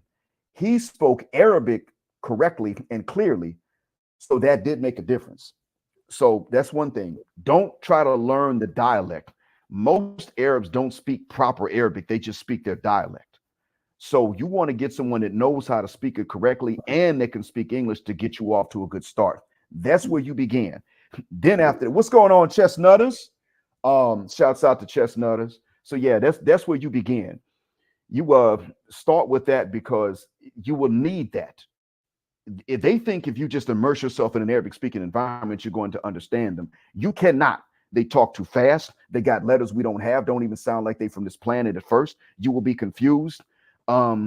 It's like that. So you need someone that can explain to you Arabic in English first before you move on to dealing with people that are not bilingual. That's the first thing right there. So and you need someone to explain to you what the letters are. The one thing I'm gonna tell you, when you hear them talking and you hear them letters that you don't hear in English or Spanish or Portuguese, those are actual letters. And if you don't say those letters correctly in a word, they will never know what you're trying to say. So if you meet somebody and his name is Khalid, for instance, you can't turn around and tell someone else, yeah, that's my friend Khalid, because you can say Khalid all day long. They don't know what you mean because the K and that other sound I made are not the same letter. They ain't. So it's rough. That part is going to be rough. When you get past that, then you learn basic grammar of a few sentences and then vocabulary, and it will get easier. You got to be serious about it, but it will get easier, and you just got to avoid them pitfalls. Actually, one of the things y'all got to do is don't go into these small towns when you first go. See, Austin, you're not going to be in small towns, so that's going to be a big help. You're going to be in big cities, and so they're going to be bilingual in many cases. Not everybody, but many will be bilingual at different levels, skill levels in English, and that will allow you to be able to pick up some Arabic. So you're going to be in that better position. But if somebody lives in an Arabic speaking country, they could wind up in any size city or town. That's going to be different because the people who don't speak English don't have good jobs oftentimes, and they got plenty of time, and they're going to bother the hell out of you, but they can't really explain Arabic to you. They're trying to learn English, and you don't have a translator between y'all because the translators, they got good jobs and they busy because they're making money. So if you avoid that pitfall, you should be okay. Riyadh, a lot of people are bilingual. Um, let's see, hospitals are bilingual here. You got to be bilingual to work in healthcare in this country. Let's see what else. Yeah, Jeddah. A lot of that's they got better English in Jeddah than they have in Riyadh. That's true. Mecca, you got everybody. Not everybody is even an Arab, let alone an English speaker. So you the signs though, that's the good thing. The signs are in English and Arabic in many of the bigger cities and even medium-sized cities now. Uh, and so reading is going to get a little easier over time. I mean, you'll begin to pick up certain words, even the way that they look in Arabic, because you'll see the signs in Arabic and English in these bigger cities. Menus in a lot of the restaurants, especially medium or bigger size restaurants in bigger cities, are in both languages. If you go to, let's see, yeah, one of the things though was that you're not going to find a bunch of people here that actually do speak a third language per se. A lot of people here you won't run into that. So it's pretty much just English, Arabic, and Urdu that are spoken here, and the Bengali language. You could count Hindi as Urdu, I guess. They're not officially the same, but they understand each other. The Bengali language is altogether different. So if you were just interested in one of these languages, you could pick them up too. Um, but again, you got to find someone that's fluent in both. Um, but yeah, Arabic is going to be difficult, and it's actually surprisingly easy if you think it's difficult from the beginning. But if you go in thinking it's easy, then it surprises you with how difficult it is. There's a lot more to it, but I really can't go. There's not that kind of time to go into that. Okay. So can you discuss the healthcare facilities and services that are available for expats? Yeah, they got public hospitals and private hospitals. To live here legally, you're probably going to have health insurance. Um, the citizens have it anyway. Most, if you're legally employed, you're going to have it. If you're a dependent of somebody legally employed, you probably have it there too. You could go and pay out of pocket for certain things if you can afford it, but yes, there is health insurance. The insurance is pretty good. The health care tends to vary up and down. It's a gamble. It's not like it's third world. It's not so much that. Here's the kicker though. Um, and I would say this: please eat healthy. Please do that. It's easy to get here and just pig out and not eat healthy. That's an easy thing to do. But I'd recommend eating healthy. And there's one other thing about that, and that's because in the smaller towns here, obesity is a big problem. It really is. Um, it could be too hot to exercise in the summer, too cold in the winter. So there's that problem. But when it comes to the healthcare, I'm gonna tell y'all straight like this: Saudis are working in healthcare more and more. There are more of them that are becoming doctors and nurses. They do want you to get better. Like I said, they're friendly. They do want the best for you, but they're still learning the healthcare. And so, what you want to do, and I'm gonna tell you who does not feel a guck about your health as a whole. And I'm sorry to say it, but we're talking about health. Egyptians in this country don't particularly care about your health. They're in it for the money. So, and Egyptian doctors are not highly trusted. So the country here actually began to turn to a lot of Nigerians for doctors and nurses. They turned to Nigeria to recruit doctors and nurses. So Nigeria is losing a lot of its doctors and nurses to Saudi Arabia. And I can see why. They are good. They study this stuff. They know what they're talking about. Sudanese doctors are also tend to be pretty good, and Sudanese are known to be very trustworthy. So since this is a black audience here, I'm gonna tell y'all straight: look for the black doctors. You can even say, listen, you can even say, look, I'm going to. You can ask for a Nigerian doctor, and you can say, well, we're related. We tend to have the same health issues, and we both speak English, so they probably know my issue. I think they probably know my issue, and they'll understand that. If you phrase it like that, they'll understand it because we are genetically related to them.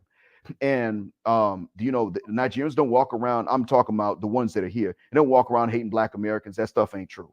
And most of the Nigerians that are here are not even from that particular part of Nigeria that can't stand us or anybody else. A lot of them are Northerners. They cool with us if you cool with them. Sudanese also. So if you get help, if you get those doctors and nurses, you probably gonna be in good shape, because they know what they're doing. The facilities are there.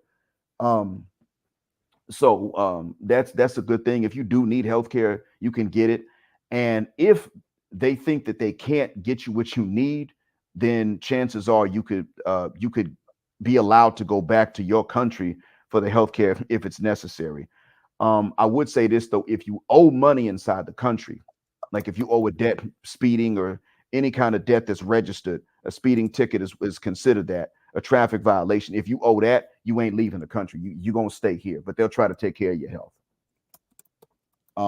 I'm sorry, but yeah, don't. Egyptian doctors are known to be lazy, and I've seen it firsthand. They don't they hardly care. They're there for the money. Okay. Okay. So that's very good information. I would have never known that about the Nigerian doctors and the Egyptian doctors.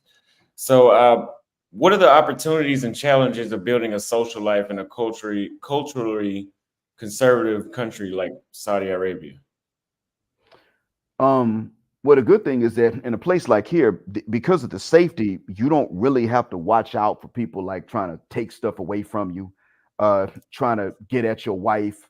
Um, so, um, and I want to thank Patrick in the chat for explaining why I'm being long-winded in the answers. I'm just trying to do No, justice to the questions. it's great because Um, we don't know anything about most people don't know anything about Saudi Arabia. Well, it is not in the public eye that often, and when it is, it's based on what somebody else wants. It is a lot different from what they want you to believe on TV. That is true. My mom's friend asked me if I was safe when the first time I saw her after leaving the U.S. She asked, I had to tell her like, look, it's not Iraq, it's Saudi Arabia, and now I think even Iraq might be safe. I'm not going to try to find out though, but that's another story. So I mean, it is. I realize that this is a rare glimpse into this country, and that's why I'm giving details for people. But as far as the social life goes, in all honesty, you just have to you have to appreciate the safety that you have, and then you can focus on the character of who you around. Some of the challenges, like I said, are going to be there's going to be the intellect. Uh, People here don't just walk around stupid per se, but they're just the locals don't tend to like to overthink stuff. So the younger people are going to be more apt to really overthink things and analyze things in either language. So you can get into some deeper discussions with the locals about with the younger locals, even if you're an older Westerner. I have deeper discussions with guys that are half my age, that are about your age and a little older. You're the age of, you're right, you're about the same age as my son. Um, so I actually have deeper discussions in English and Arabic with guys your age. And there are guys that are my age that have more experience, but they just don't get into those deep discussions. Even if well, if they're bilingual, they probably do because they had to be educated. But if they're not bilingual, and it's not because Arabic's not my first language, they just really don't like to get that deep into a lot of stuff. So there's that. They don't mean any harm. They're still socialize with you, but there's just a level of depth. They're not going to ridicule you per se. They're just going to stop. They're just not going to be able to answer you much. Now, when you get into areas where, like small towns, that's like I said, it's a world of difference from a bigger city. And the bigger cities is generally easier. It's just that in Riyadh, logistically, it's a problem to meet because the traffic is bad almost all the time in Riyadh. It's you got a few hours where the traffic just ain't bad. It's rough. So in Riyadh, if you do live there, you need your social life and your work life to be close to where you live. That's you need that. Uh, but um, if you're in another city, you probably could get around fairly easily. Um, Mecca's got some pretty rough traffic, but a lot of you wouldn't be there anyway. Medina, same thing. But when you get in, like, let's say when you get into Jeddah, the traffic congestion is better than what you would expect in a big city, but it is there.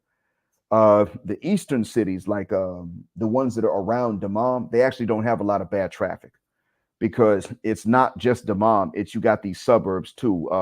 Khobar, Dahran. There's another one called Qatif. A lot of you would not go there, but you got like a lot of different cities next to each other. So it spreads the population out, and therefore the traffic is not congested in one area, central area, backing everybody else up.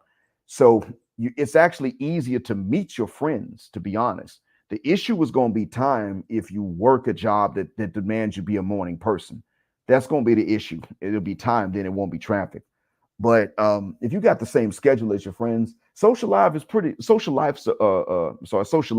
good, fairly easy. I socialize with my colleagues here. Now then again, we live on a compound, but I ain't gonna lie, as a teacher that lives here, I am aware that we got some white nationalists amongst us, but I know who they are and I know to just avoid them. And even if I see them in person, we can speak, say hello, have a pleasant conversation. We're just not getting deep into each other's business. But I got close friends amongst these teachers. Um, a cat from the UK, a brother, he's a brother, one of us. We got a Canadian guy here that I hang out with when I get time. I actually uh, his family and I went out to dinner. Lunch. I took them out for lunch because they fed me so many days during Ramadan and afterwards. I said, "Look, man, y'all got to let me feed y'all." Took them to a Thai restaurant, um, and then let's see who's like I said, B Deep, the rapper in Riyadh. That's my main man. Shout out to him. Salam alaikum if you hear this. He actually, I only regretted that I didn't get to meet him more often because the traffic in Riyadh it was like I said, is rough, and the work schedule had us both busy. But hanging out with these folks, you see who it is that you really get along with, and there's not a whole lot of stuff to fight over. You're not fighting over girls and over the same women. They're not trying to get at your wife on the side and behind your back, and you're not going to try that with them. You don't see their sister anyway, so you ain't trying to get at their sister. Their sister's not going to risk the friendship trying to get at you on the side, stuff like that. So it's really not a whole lot to really fight about anyway, unless like you're two Westerners and I'm black and I'm for black people, and we got a white nationalist from England over there. Other than that, even then, we're not gonna fight. We just leave each other alone. So you're not gonna encounter a lot of the same stress that you otherwise would. And I'm gonna be honest, the lack of nightclubs and the lack of alcohol plays a big part in that. I could agree with that. I could imagine that it has a huge impact on that result. So, what has been some of your most rewarding experiences living in Saudi Arabia? Um, Most rewarding, I would say, is the most rewarding I would say has been it's spiritual. I ain't gonna lie. It has been that I can actually do what I'm supposed to do as a Muslim, and I don't lose my job for it. And I can still, at the end of the month, I can look at that bank balance and see that my salary came in, and that I'm able to save. Um, and I don't have to worry about that. Whereas, when the state's black, Muslim, and you're heterosexual, God, that's three strikes against you right there. There's none of that here. These things actually count in my favor. Even being black, that counts in my favor, believe it or not. Because there are people here that prefer black people teaching them English. There's that too.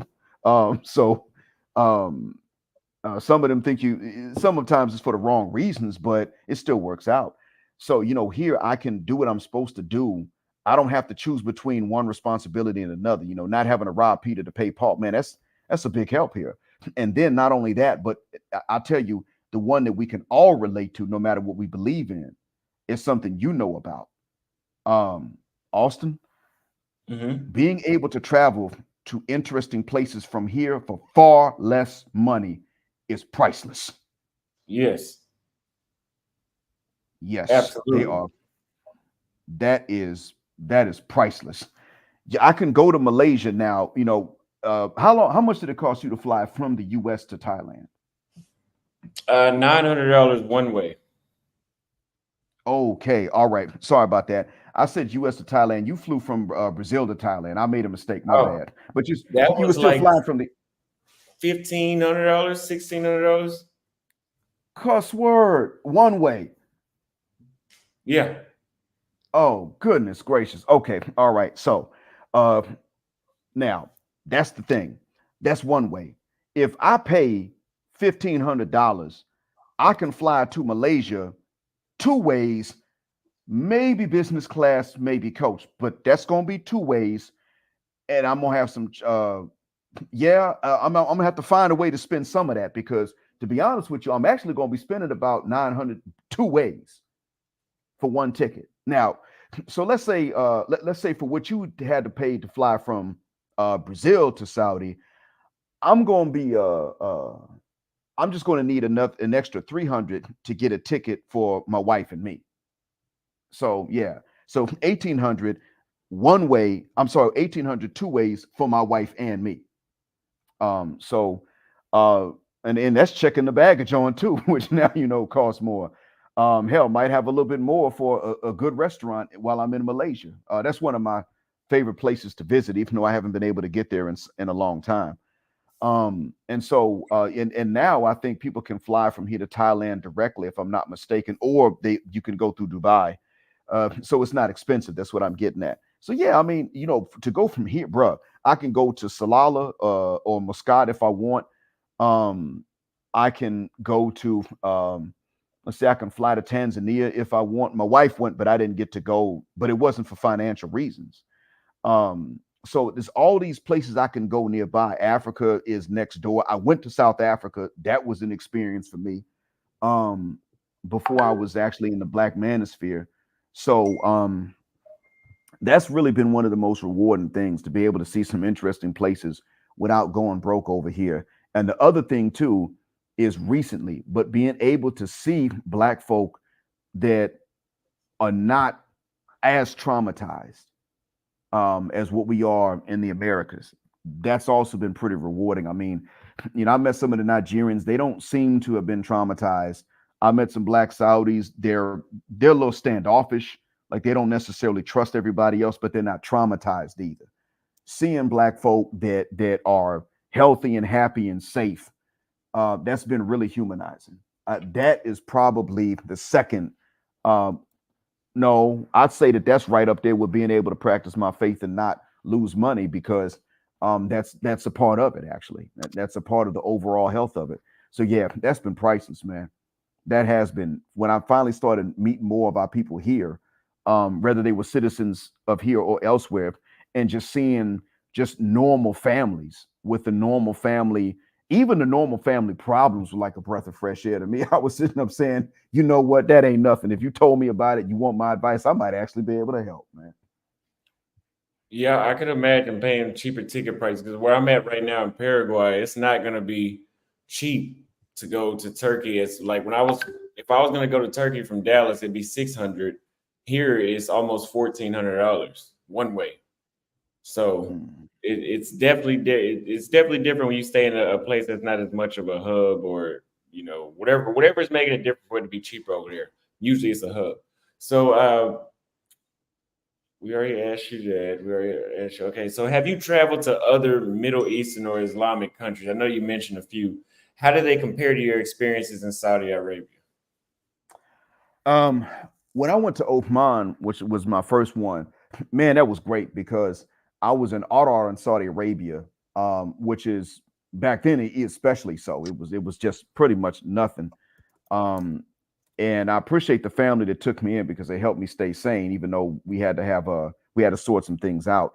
But when I went to Oman, it was a breath of fresh air because I was going to a developed capital city. But I will say that the country, in all honesty, um, every Gulf nation is more developed than here. To be honest with you, this is a developed nation, but every other Gulf nation is more developed than this one is. Uh, Kuwait, I've never been to, but it's more developed. The UAE is not just Dubai, but the UAE in general is more developed. And Oman was more developed. The other thing too was that I would state that they are cleaner. Now, the coastal cities here on both coastlines, they tend to be pretty clean. But in other big cities, you'll see, you'll see stuff lying around. You'll see trash even in small towns at times. But when you go into the UAE, bro, you might have, I think you might have gone through there if I'm not mistaken. Did you ever stop in the UAE at all?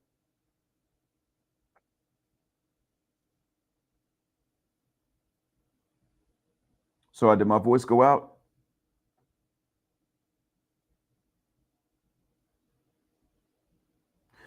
Um, okay, I can see your connection It's weakened a back little now. bit, but okay, cool, cool. All right, you're back now. So did you spend time in the UAE at all? I'm trying to remember something. No, I just had a layover in Qatar a few times. Okay, gotcha. All right. Now, so then if it's just a layover, then I was going to refer to what you might have seen first, but if you didn't see it, it's okay. I'm just going to say that they, it is more developed. It is, they are generally even cleaner, and I'm not knocking Saudi when I say that. It's God, they're cleaner. There's more entertainment even there than what there is in Saudi, and Riyadh is beginning to develop more entertainment. They have more shows there, which is part of the reason the place stays crowded. Uh, and so Riyadh is pretty entertaining when you have free time. It is entertaining. It just takes a long time to get there. But the other nations are cleaner, more entertaining than Saudi is.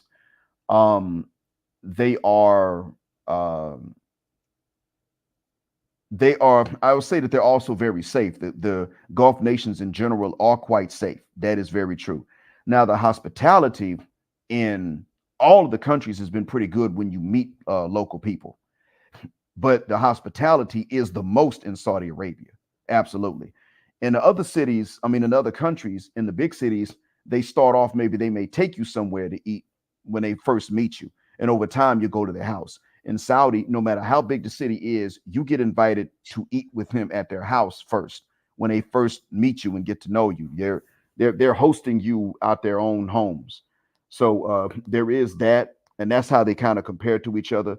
Now, I'll tell y'all something that doesn't really affect us, but you'll see it, and then I'm going to shut up because Unc is right. I need to give y'all time to get more questions in. Uh, the Gulf nations cooperate with each other as far as their governments go. That is true. They respect each other and they honor each other's IDs and things like that. So Gulf citizens can live in each other's countries pretty easily. But I'm going to tell you all that they don't necessarily always like each other. Even when they intermarry, they don't always like each other. I would say this: the black people here get along with each other better across nationalities than the non-black people do. Saudis and Kuwaitis talk bad about each other.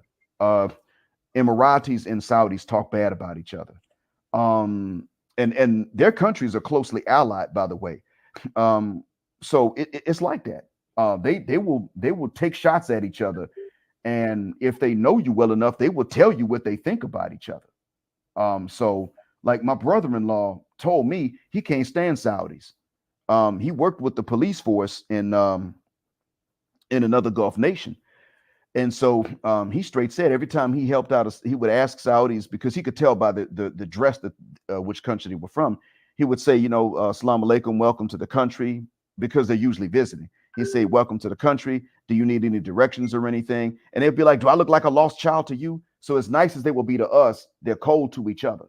And so he just said, "You know what? Screw y'all. You figure this out on your own, and don't come asking me for help later."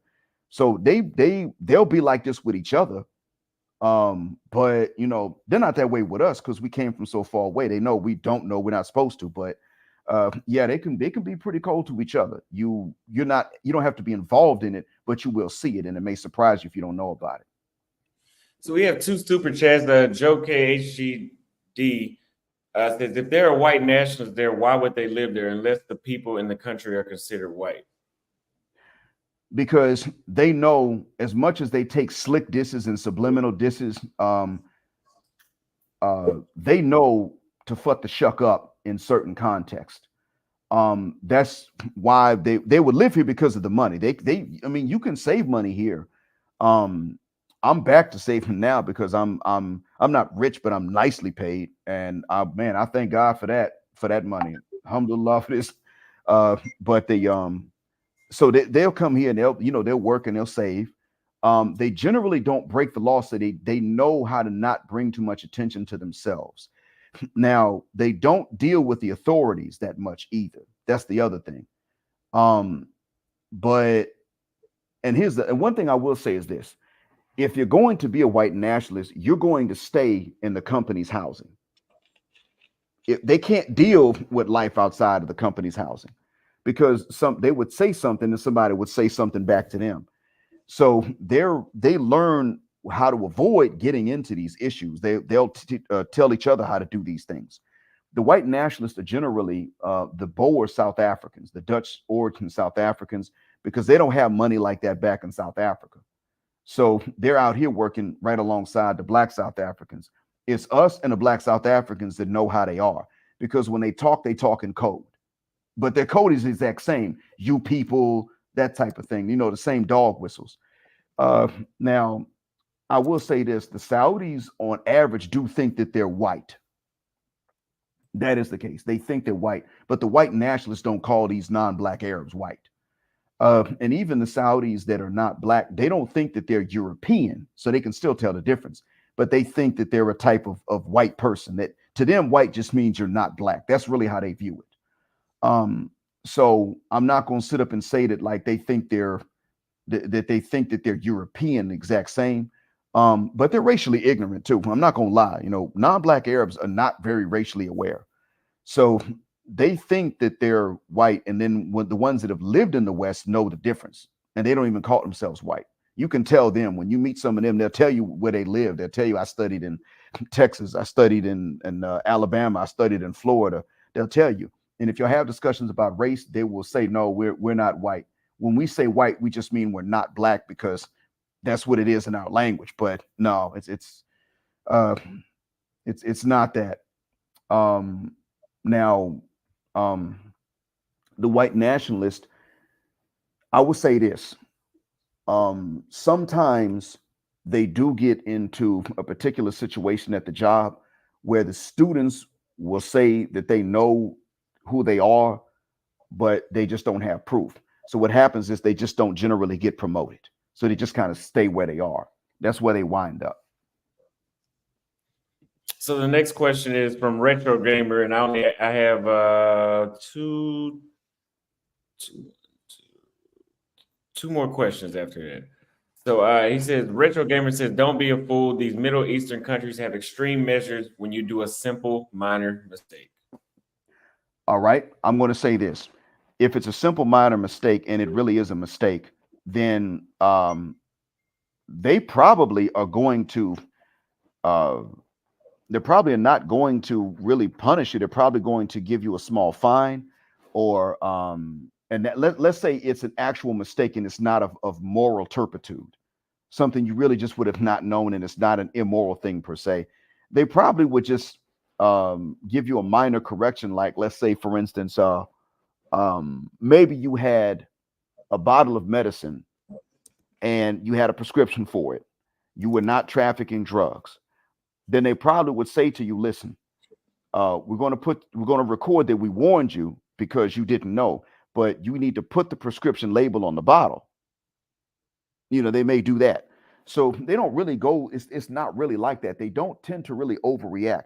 When it comes to things that involve a moral turpitude, that's when they really do say, okay, yeah, you're going to pay a fine for this, whatever the punishment is on the books. That's when they do that. So like, you bring in one bottle of alcohol as an example, you're going to pay a fine. They're probably not going to throw you in jail. Then again, they could, but they may just charge you an exorbitant fine. They may just do it that way. Now, if it's marijuana, they may put you in jail. Let's say it's a little marijuana residue in your car. You're not trafficking, and it's not a really serious mind-altering drug. They may put you in jail for 90 days, maybe 30 days, charge you a fine, and then that's it. And they may deport you. They may not deport you. So I'm not going to sit up and say that they overreact because of a mistake. That's not how they do it here. I mean, they know better. People are going to make errors. They don't want people overreacting and over punishing them when they go abroad. So they tend to avoid that. You had people at the World Cup in Qatar that were trying to bring crusader symbols and rainbow community symbols into the stadium, they weren't necessarily arrested and thrown in jail unless they got on camera and started saying some stuff that was illegal. They just couldn't get into the stadium. And if they really wanted to press the issue, then they would probably driven to the airport and told, get the F out. So no, they were actually quite tolerant and patient. I wouldn't have been that way. If you think these folks overreact, if it was up to me, I would kill people for smoking in this country because the Muslims aren't supposed to. Uh, well, I wouldn't say kill them, but like let's say you buy and you sell I would treat cigarettes the same as I would treat cocaine. So if you trafficked in it and I caught it, yeah, I cut your head off. If you think that they're bad, no, put me. I would have people executed for bringing skin bleach into the country. No apologies, and I videotape myself doing it and dare some other countries to say something. These folks actually don't. They're really not. They don't overreact. I'm more likely to do that than they are. Retro Gamer also added, Austin, stay out of the Middle East till the war is over with. Too much unpredictable stuff may happen. Which I was in Eastern Europe, and anything could have happened there too. But I would have to ask, what part of the Middle East does he mean, and which war is he talking about? You're not going to be in Israel or Rafah or Gaza. We can't even get in there. I don't think we're allowed to go to Iraq either, or Yemen. So those war zones, I don't. To be honest with you, if you tried to get into one of those war zones, the border guards would arrest you before you even got in. More than likely, that's what would happen. So, I mean, he's right to avoid a war zone. It's just that you're already doing that. Blogger Ray Badawi was sentenced to 1,000 lashes and 10 years in prison for insulting Islam and founding an online forum for political debate. Yeah, I mean, I guess that sounds about right, but we don't ever talk about Islam on this channel. I don't get into politics, so I guess that's just a fun fact. Because that doesn't seem like a fear monger to me. I appreciate the super chat, but I don't think I'll have any political issues as I do not talk about politics in other countries. Yeah, if you're not mentioning politics, then in what ways it wouldn't attract attention. Yeah. In what ways has living abroad in Saudi Arabia and other Islamic countries enriched your understanding of Islam and its cultural diversity? It is culturally well, the religion is the religion, but I would say that the Muslims are culturally diverse. I knew that before, but I got to learn the good and bad habits of different people more in depth. I can say that I know a little bit more detail than what I did when I was in the States. It's generally the same, except the level of detail of my knowledge is different. I can say that the locals have a very cultural understanding of the religion. One thing is that a lot of people here are not experts in the religion. So they may know the parts of, or they may know the rules regarding the things that they deal with the most often in their lives. That could be the case. But the average human being here of any nationality, even Saudi, is not an expert in the religion. So, there's a lot that they may not necessarily know. And sometimes you just have to gently remind them that even if you're not from Saudi, you can teach them some things about Islam, just like they could teach you. And if you remind them, to be honest with you, a lot of times they're really, when they hear it like that, they actually do agree. Yeah, you know what, you could.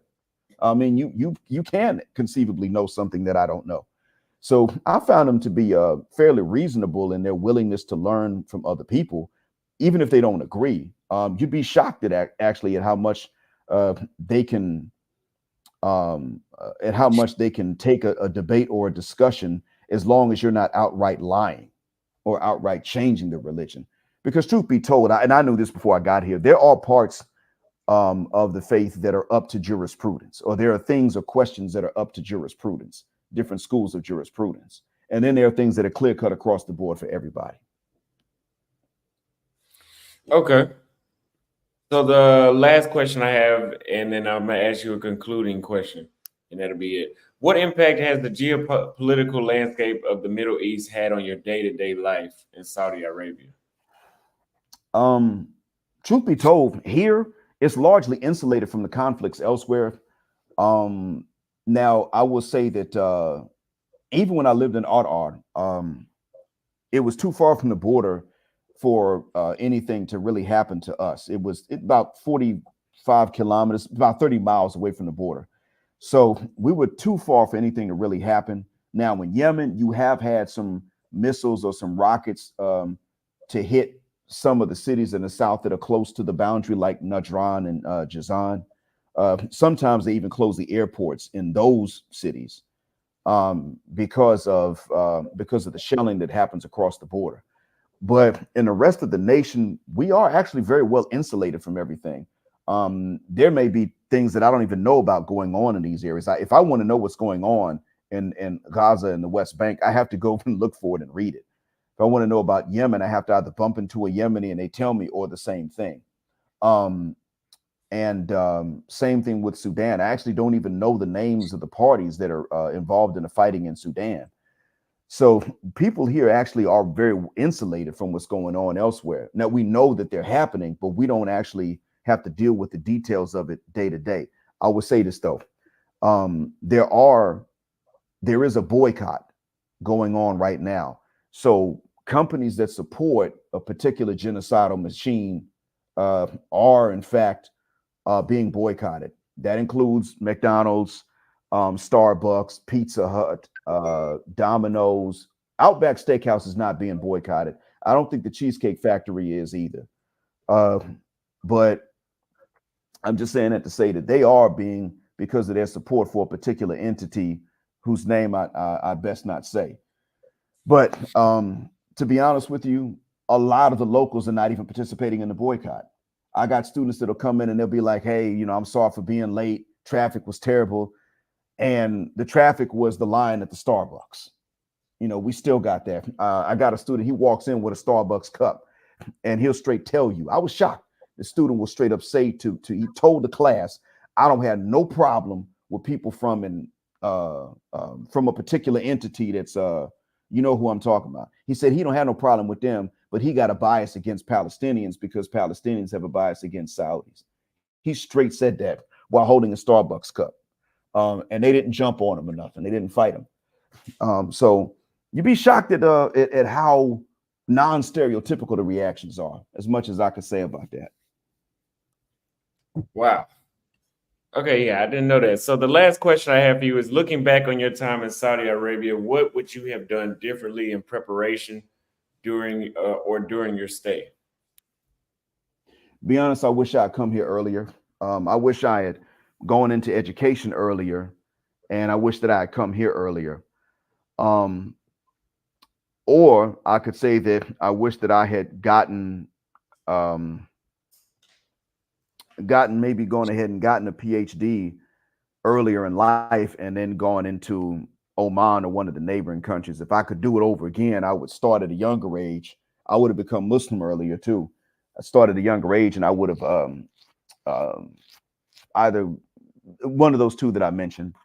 So, I mean, I was almost 40 years old by the time I finally got this job, but I would have looked for something like this well before. I think I wasted time in the States. Most of my adult life, I think I wasted in the United States. And I would say that if people think that you just, was just too strict to live here, then I would say that, there are places here that are really not that strict. I mean, people go to Bahrain to do dirt and they go to certain parts of Dubai to do dirt. I'm not saying they should. I'm just saying that they don't get prosecuted when they do it. Um, they can actually get their pork chops and their liquor in supermarkets in Dubai, and it's legal for them if they're not Muslim. So people have this notion that you come into this region of the world and you just have this noose around your neck and these handcuffs around your wrist. And in reality, it's not quite like that even here. But if there are things that you can't do here, it's a very short flight away to the places where they don't prosecute you. So really, people can do darn near the same dirt and a lot safer in this peninsula than what they could do in other places. I mean, if somebody pays to play in Dubai or in Bahrain, they're probably not going to get robbed because the robbery would get the attention of the authorities. So um, it's a lot different than what people say that it is. Okay, so Retro Gamer gave one more super chat. He says, if you go to Saudi Arabia, go to Mount Sinai, where Moses got the Ten Commandments. I know what he's talking about. There's Mount Sinai on the Sinai Peninsula, but then there is something in the north here, not too far away, called Mount Sinai. And actually, the top of it appears to the top of it still seems to have been burned as if it was struck by lightning. It's believed that that's actually where Moses got the Ten Commandments. Um, some biblical scholars and even some archaeologists say that that actually fits the description more than Mount Sinai in the Sinai Peninsula. So, it could be the case. Um, I now live a lot further away from there than what I used to, so I may not get there, but uh, I know what he's talking about, and it's worth checking out. And you know what? If anybody else has any other questions, I don't mind. I got a good nap before, so I'm like Robin Harrison in a house party movie. I just woke up. Okay, so I dropped the call link for anybody that wants to call in. We're going to give the live about 45 minutes. We're at 2 hours and 16 minutes. So at the 3 hour mark, we'll end the live for today. Maybe we'll go live again later, but for this live stream, it'll be over at 2.5. I appreciate you answering all the questions so thoroughly. It was very informative. If you have extra time, we could have somebody call in for anybody else that wants to, because I know some people in the chat were saying, we had a lot of people in the chat trying to bring up other countries while we're talking about Saudi Arabia. But some people wanted to call in about Morocco and some other countries over there. So if you guys want to call in, I'm dropping the call-in link again. We have a caller right here. Let me set it up. So we have Chaos Rain Show. What's going on?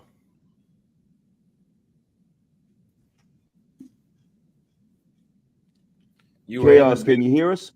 Yes, sir. Oh, sorry. My mic was muted. I like You're this fine. setup. I like this. It's like a cell phone side by side. That's nice. That's cool. BlackMind, how you doing, brother? How's everything, man? Well, I'm a lot better now after seeing you in here. How's everything with you? I'm good. I'm good. I listen a good enough of the stream. And you got stories, man. You're telling us, man, of the experience. And I feel you, man. One thing about black men, you always gotta make sure your health is all right. If you're in any environment, and especially if you're having high blood pressure. I didn't even know this. BlackMind, that it was very rough here in America for you, brother. That it was that much hard. Like literally, after hearing this more attentively. I'm glad that your health is a little better, But my question, so you're saying people like over the East Coast on the other part of the country, they don't eat well and they have health problems that bad as well? Bro, you'd be shocked, man. Saudis and Arabs in general actually have a lot of similarities to us, and that's one of them. Their diets are not the best. And the government and the private sector here is trying to incentivize people going to the gyms and taking care of themselves. But yeah, they have dietary problems. They got sweet tooths and they like fat foods. And what happens though is that in the cities you get more options to exercise and get around. But when you get off into some of these smaller towns, you don't have that many options. Everybody's got a car. The weather's more extreme any time of the year. And so, yeah, people don't really get a lot of exercise. And the obesity problem we have amongst our own people. Saudi and Kuwait were right neck and neck with the U.S. in terms of obesity about 10 years ago. I don't know how much has changed since then, but yeah, I remember being surprised at how fat the women and young people were when I first got here in that small town in Adar. The family that I befriended had some guys 16 years old that were about to get stomach operations, and they got them. Oh wow! Oh my God! So because the diet's bad. Because let's be honest, on BlackMind, we know here in America it's not that great either. And I always think that usually is commercialization in these industrial cities promoting more of the bad health. And usually my thinking is once you leave out here outside the country, it should be a little bit more better than in regards to the health, because you're in a different environment where, especially in the parts of Africa, is actually hot. So you can't be inside all day. You're going to have to get that exposure sun, get some fresh air, and move. But now hearing this is very much alarming. To now they have to take some of what they learned from the West, bring over to the Africa, especially where you are, just to better promote health. And usually people should be at least not perfectly healthy, but healthy enough. You get me? And they Yeah. got these problems. And it makes me wonder how the women keep a certain weight down if the health is not no different from the West over in Africa. Because if everything follows, you get me? What you eat, Yeah. consume, and if you're not really limited, and especially if people are like say Muslims, fasting should be more of a routine than just a special event, in my opinion. But that's me. I mean, Well, and for some of them it is. There for some Muslims, fasting is more of a routine. I mean, my son don't want me telling people about this, but shouts out to him. He fasts on Mondays and Thursdays regularly, mm-hmm. and he's generally in shape. So I got to tip my hat to him. And so if you're hearing this, son, yeah, I put your business out there, but only the good stuff, son. But yeah, I will say that there are those who do that. Now, I'm not one of them. I don't fast routinely. I just try to be careful about what I eat, and I get more exercise. But the good thing is that in the cities, even medium-sized cities, I will say that that they're getting better about that. That's one thing, is that when people started to really discuss obesity and talk about it, as stubborn as these people are, a lot of them started to try to at least exercise more and get better about it. Now you still got people that the ones who are big are still getting the stomach operations, but people are getting better about preventing their kids from getting as big. I have to tip my hat to them for that. So what is a Uh, stomach operation? I'm curious. Is that like like shrinking your stomach so you eat less? Cause you had to elaborate what a yep. stomach operation is. What I think that's Yeah. what Yeah. they call it. What they call it again? I think gastrosurgery. I think that's what I it's called. forgot the name of the Anybody operation. in chat room know? Can put in chat room. 'Cause I think it's gastro bypass surgery. It might be that. Go on, we'll listen. I can't remember its name, but yeah, they'll get this. A lot of times they don't get it done in the country. They'll go to Jordan as one of the popular spots for it. To go to Jordan, get the operation done because it's cheaper. Uh, Part of the stomach is cut away, and they're given a jar with formaldehyde with a piece of the stomach that's cut. They can look at it and see it, and they can't eat as much. And Mhm. then they come back and they start to drop the weight very quickly, and then they got this loose skin hanging off their stomach. But Yeah, they I do, know. I heard about that. Yeah. yeah, but Yeah. they do drop the weight. And I had a student that last semester had a student that had that done. And the thing is that it makes you loopy. So being a student at the time you do that is a bad idea, because I don't go easy in my class just because you're having a hard time concentrating because you're not getting the nutrients you used to get.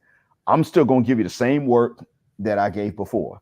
And if you make excuses, I just go harder, because I don't know when they're telling me the truth about the excuses anyway, because they always make so many excuses. So Mm. I had one, and he really was loopy in the classroom. It's like he was partially drugged, not sober. And one day I asked him straight up, "Hey man, do you have a drinking problem I need to know about?" And he said, "No, man. Haven't you noticed I lost weight?" I said, "Yeah, I noticed. That's one of the things that made me wonder if you were on something else." I said, "Drinking problem, being polite. You better not be on meth or crack." And he straight said, "No, I got a stomach operation." And I that's why I'm falling asleep in class. That's why I'm forgetting stuff. Um, and Hmm. so I told him, well, you better take those vitamins or something, get your brain back, because you're gonna fail if you don't learn this stuff. And to his credit, he started to focus more. He took the vitamins, but it does that. These are the effects that it has. But you will lose weight though. You can't eat as much. Okay. And the guys in the chat confirm what I was saying, so that's excellent. I'm not gonna go any further. I hit you up on Facebook. Probably we'll have to talk on the low, bro, on some things. Fair enough. All right. All right. Good to see you again, sir. Yeah, it's good seeing you too. Thank you, Austin, for having me up. Appreciate it. Thank you. If anybody has we have another caller. We have about 30 minutes left. If anybody else wants to call in, the link is down here at the bottom in the chat. If you guys enjoyed it, how informational the guest was today, and you enjoyed the show, make sure you go subscribe to the caller today at BlackMind. He's also on YouTube. And drop your only friend a $5 super chat or a cash app. We also have another super chat right here where from Retro Gamer again. Most Arabs are mixed with Greek based from Alexander the Great armies conquering the land or rapes. Don't know. To be honest, I don't know about them having Greek blood only because, to tell the truth, this is not a place that was conquered only because many people weren't even trying to get to it. I mean, the British colonized it, but and there was in ancient Rome, there was one effort they've made to take the place, but it was desert. They couldn't even find anybody. So I can't really say that Alexander swept through here specifically to conquer. I don't even know if he found enough of a population here at that time, to be honest. So I can't say that they do or don't have Greek blood in them. Yeah. He said Alexander the Great was before Rome.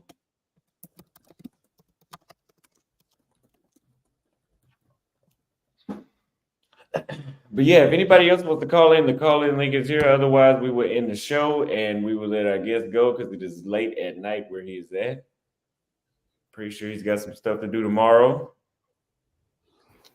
Well, I can stay until the 3-hour mark. But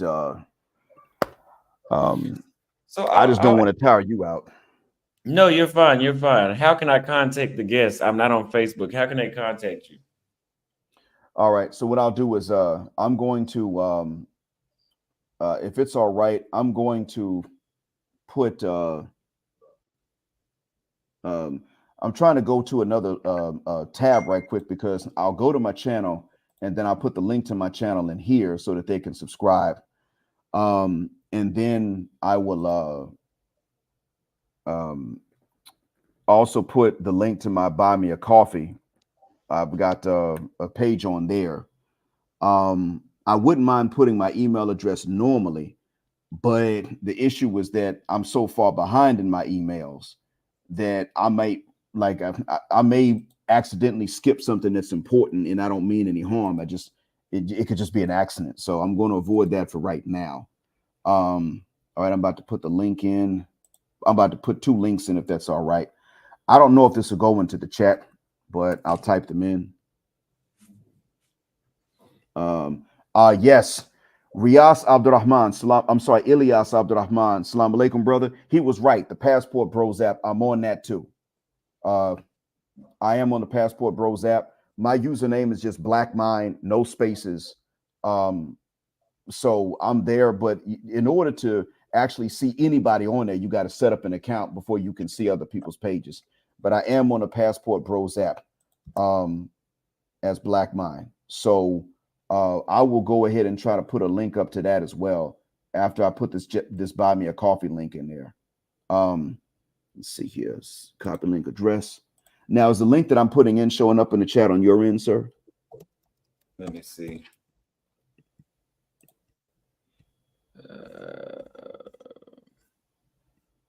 I don't see it, but if you put it in a private chat,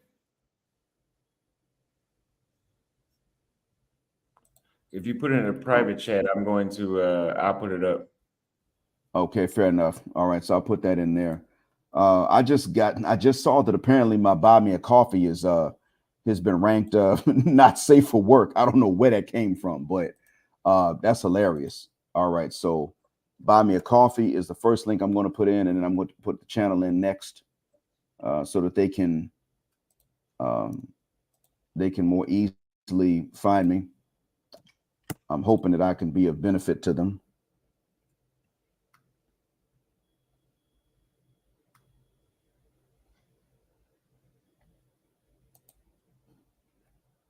All right, yeah. I see that you were able to put them in.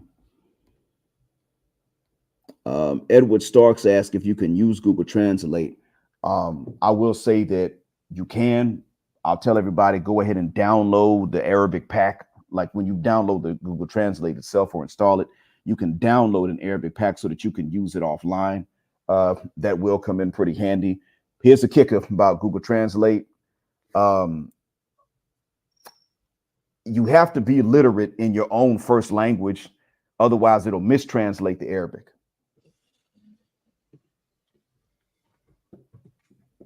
That's what people don't necessarily realize. A lot of locals are going to type things in Arabic into Google Translate if they don't speak English, and they won't be writing correctly in Arabic. They'll be writing in slang. The translation won't even make sense. So that happens a lot, and that's, when that is the case, it's not your fault. It's just you got a lot of people here that they didn't pay attention in school. They're illiterate, just like a lot of people are illiterate in English in the States and in Australia and the UK. So the translation will be, when you see a translation that's jumbled and doesn't make sense, it's probably because they didn't write it correctly in Arabic. So let me ask you this. What should most people that watch me just want to see about women?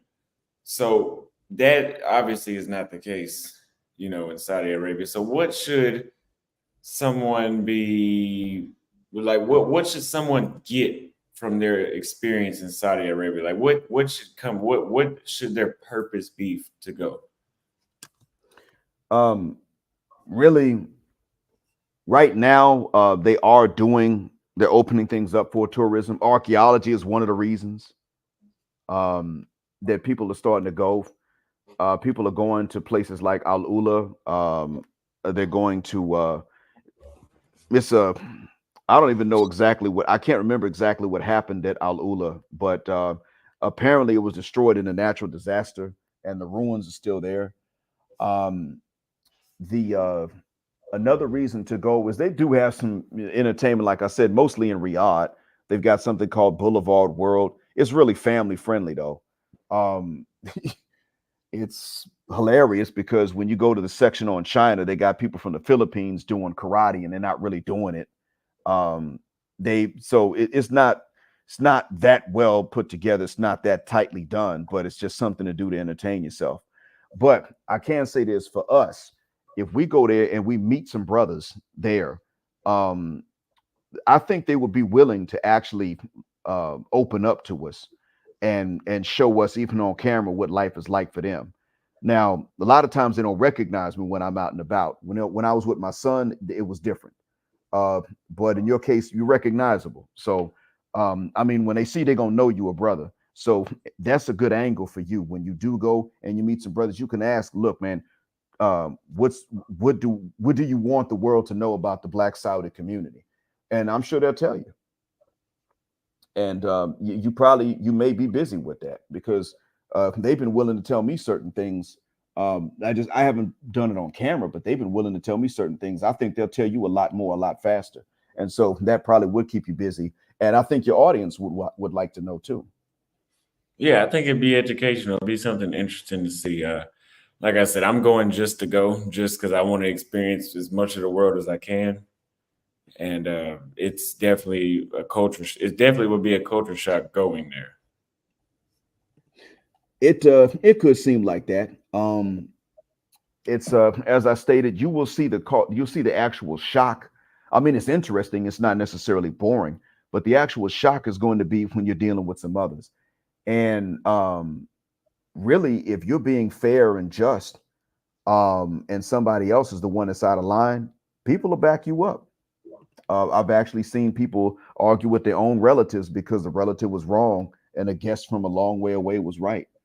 So that's one of the things that would make it interesting. Even the cultural shock or the cultural clashes are not necessarily boring and stressful per se. Okay.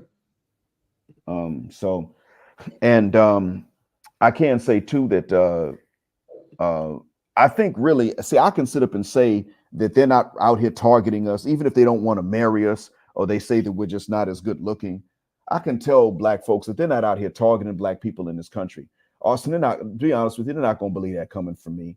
And I don't blame them. I'm not putting my name and face on here. I mean, if you wanted me to cam up backstage, I wouldn't mind, but I'm not putting my name and face out there so that those cyber vigilantes, a lot of them being in Texas, by the way, can try to mess up my job, or so that some misandrists can, try to mess up my job uh, have me having to move back to the States and be homeless again. I'm not about to do that. But in your case, if you're showing them that you're good and that you're safe, and that the black folks that are living here, citizens and foreigners alike, are not being targeted, then they're more likely to believe it. It's not something I can convince them of, even if I did cam up. But I think you'll be in a position to show that we're not being targeted here. We can breathe. Yeah, yeah, yeah. I see That's another the goal. super chat question. I saw That's the another goal, super is to chat show people what question. the world is really like. Have you noticed any nepotism?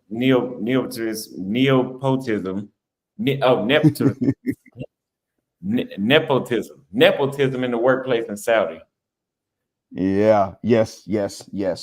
I have noticed that, and guess who I saw? It was with Jordanians, really. I'm not sure if the Egyptians really were in a position to do the nepotism, but yeah, with Jordanians, I did. Absolutely. Not so much where I live now, but when I lived in the city after Ar, they knew how to do their job, but yeah, I saw nepotism amongst them. And then I saw it in the city after Ar. Same thing. I saw nepotism amongst them. They wouldn't just not do the job outright, but they definitely did look out for each other. That was true. And sometimes they would not apply certain penalties. Like, we had one guy, a professor, dude was selling grades, and mind you, he's not in a position to grade. The way this was set up was that we did not determine the grades of our students. We prepared them for a standardized exam or university exam, and they got whatever they got. We didn't even mark them. We didn't mark our own students, but he sold grades that he couldn't even give, and they whooped his ass. I think they even ruptured his stomach. He had one of those coloscopy attachments on his stomach afterwards. I saw him; he was bruised up and everything. It turned out that the project manager was his cousin. Um, Wow. and so he was. He should have lost his job selling grades that he couldn't even give. Should have lost it, but project manager let him leave on his own accord. He didn't get deported. I don't think, nothing like that. He didn't come back, but uh, yeah, he was turned out they were cousins, and so um, the project manager was one guy. He's the reason I don't live in the old city with my wife anymore. He made me have to move away. Um, then there was another guy with the same first and last name as my project manager. He was working. He was heading up this institute, same company, but it wasn't with the contract with the university. It was an institute. Now, to give you a clear picture, that's the guy, not the project manager, but his cousin that was heading the institute is the one that came to me and said, "Well, before you stop working the You hear second me? job at the institute." Oh, I'm sorry. I heard you say just now. Did you hear me? Yeah, I can hear you. Okay, all right. So I told a story on my own channel where one guy came and asked me, like, before I stopped working that second job, could I find a replacement teacher that was white? It was a Jordanian guy that asked me that. And it was Wow. the cousin of the project manager. The Saudis never said that. They never were like, can you get a white teacher? No, nothing like that. Saudis generally think if your granddad spoke a language and you speak the same one, then it's definitely your first language. Like if your granddad is from the U.S., you're an American. Hands down. That's generally how they see it. So, they didn't say, can you bring a white teacher before you leave? It was a Jordanian guy that did. And the project manager didn't like that. His own cousin didn't, but he didn't punish him for it. Wow. Yeah, yes, So, we got forms of colorism all around the world. yeah. Don't seem like you can get Uh, away from it. It's there might be some places, but yeah, it's a lot. But the thing is that it's a little different here. It's not the same everywhere, but it does seem to exist everywhere. It's not nearly as dangerous here, though. I mean, the bias that you have here is more tribal based than the nationality based. The only thing is that when it comes to race, people just don't want to marry us over here for the most part.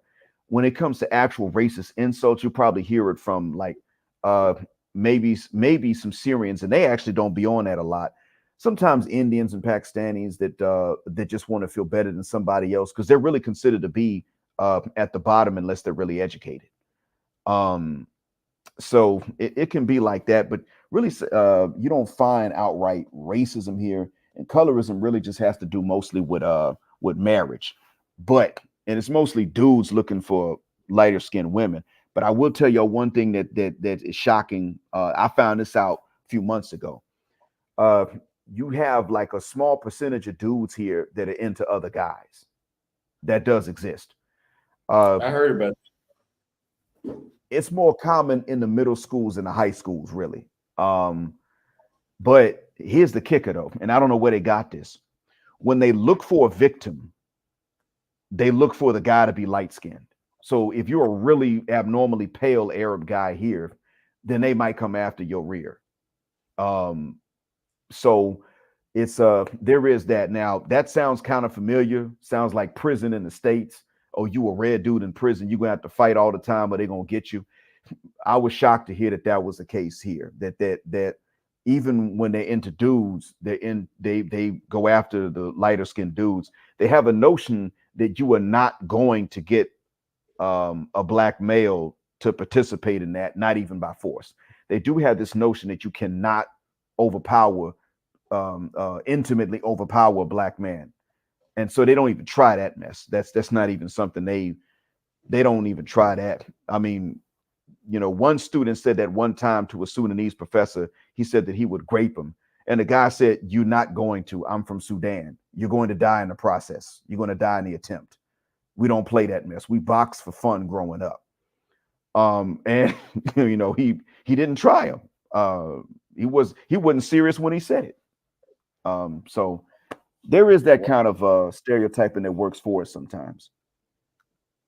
Wow. So Retro Gamer said, Austin, I think you have a viewer base that likes history stuff too. I like history stuff myself, so I would definitely be able to create that content, especially going to places like Saudi Arabia. GMS Nightmare said $5, £5. He says, what's the nightlife like? I've heard Arabs party a lot. Also, are there undercover escorts? The nightlife is that, well, to tell the truth, it's not really clubs. People socialize here, but it's not nightclubs and bars. Like I said, they don't have it here. You do have nightclubs and bars in Dubai. You have them in Bahrain. I don't know about Qatar. I'm not really sure if you got them there or not, but you have them in Dubai and Bahrain. uh the citizens can't go into them, but foreigners are allowed to go into these, and they'll have a sign out saying that this is not an environment for Muslims. So that's where they have the bars and the clubs and stuff like that. Here you don't have that. So people actually do stay up late at night. But they're hanging out with people that they know. A lot of restaurants will be open late at night, especially in the summer when it gets really hot. Some places don't even hardly open up until late in the afternoon, and then they stay open through the night because the daytime's just going to be too hot. So in the summertime, a lot of people really live most of their social life at night because of the heat.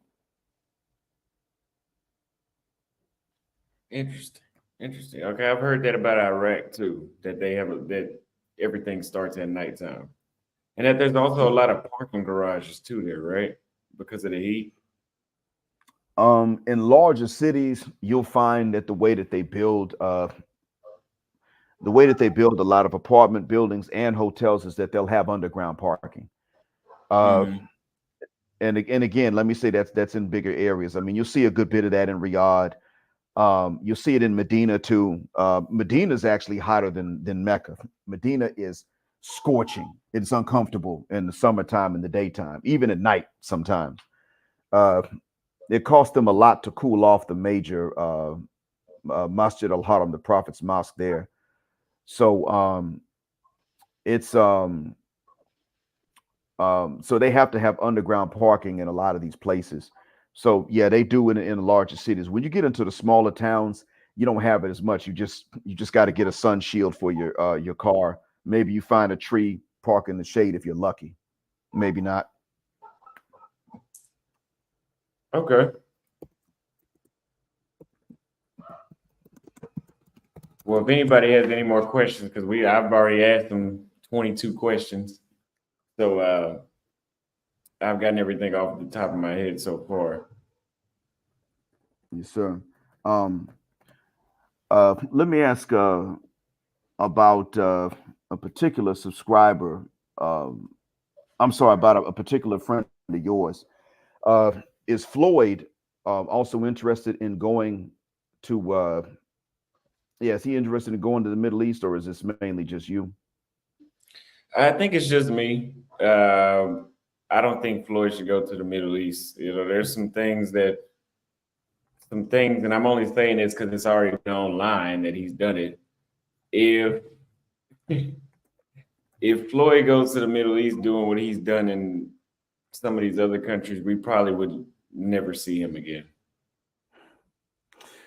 I was going to say that I haven't watched his channel, but I've heard people mention what he's done in other countries, and I was going to mention that he may wind up barred, or he might wind up getting a visa and then finding out that the visa's been canceled. There is that possibility.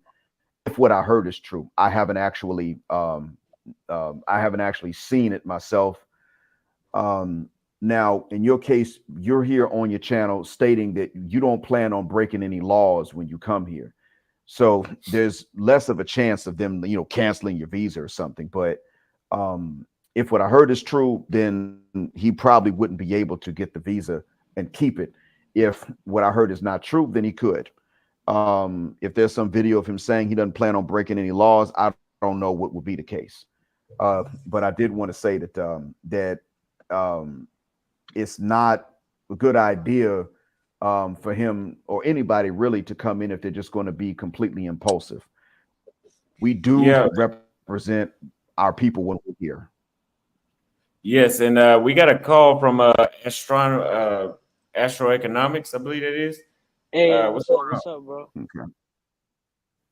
Okay. How you guys doing? What's going on, sir? How's Yeah, everything? yeah.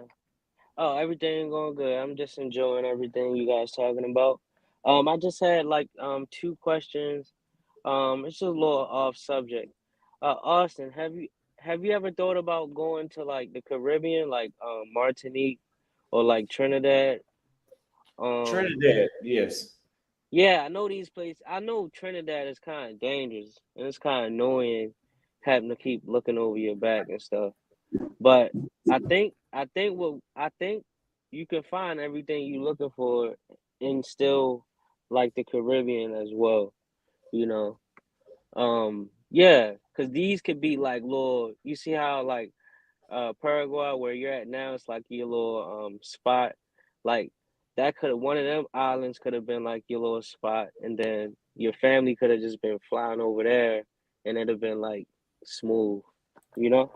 But Yeah, I believe that too. yeah, so I just wanted to just throw that in there a little bit to add a little balance to everything because I see you going to like different places. Like I did that too, like Turkey, Barcelona, and stuff like that. That's cool. That's gonna make you the most money, get you the most viewership you need for monetization. But the others, like Africa and the Caribbean, that's what we really want to see, you know.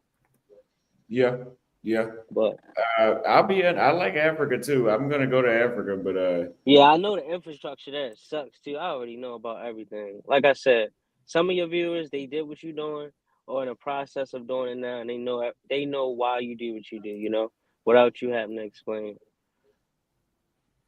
But yeah, I mean, man, appreciate. I do just want to go to those places. Like I do just want to go.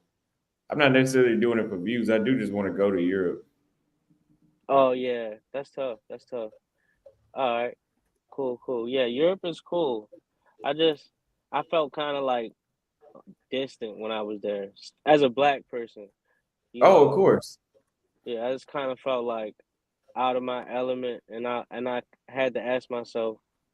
I had to look in the mirror eventually and be like, "You, what am I doing here?" But yeah, I mean, that's understandable, but I mean, you're white and pretty. I mean, you're black and a pretty much 100% white, nation. So, in Romania, it took some time to adjust, but there wasn't really too much side eyes going on when I was there. I mean, at times there were some things that may have happened, but not generally speaking. Yeah, yeah. It tripped me out how like everybody just don't like us. We don't even really do nothing to nobody, but I'm just talking about us, you know. So it's like we got every country got their perception shaped, um, shaped, and then we didn't even do that shit. It was just mainly like media, you know.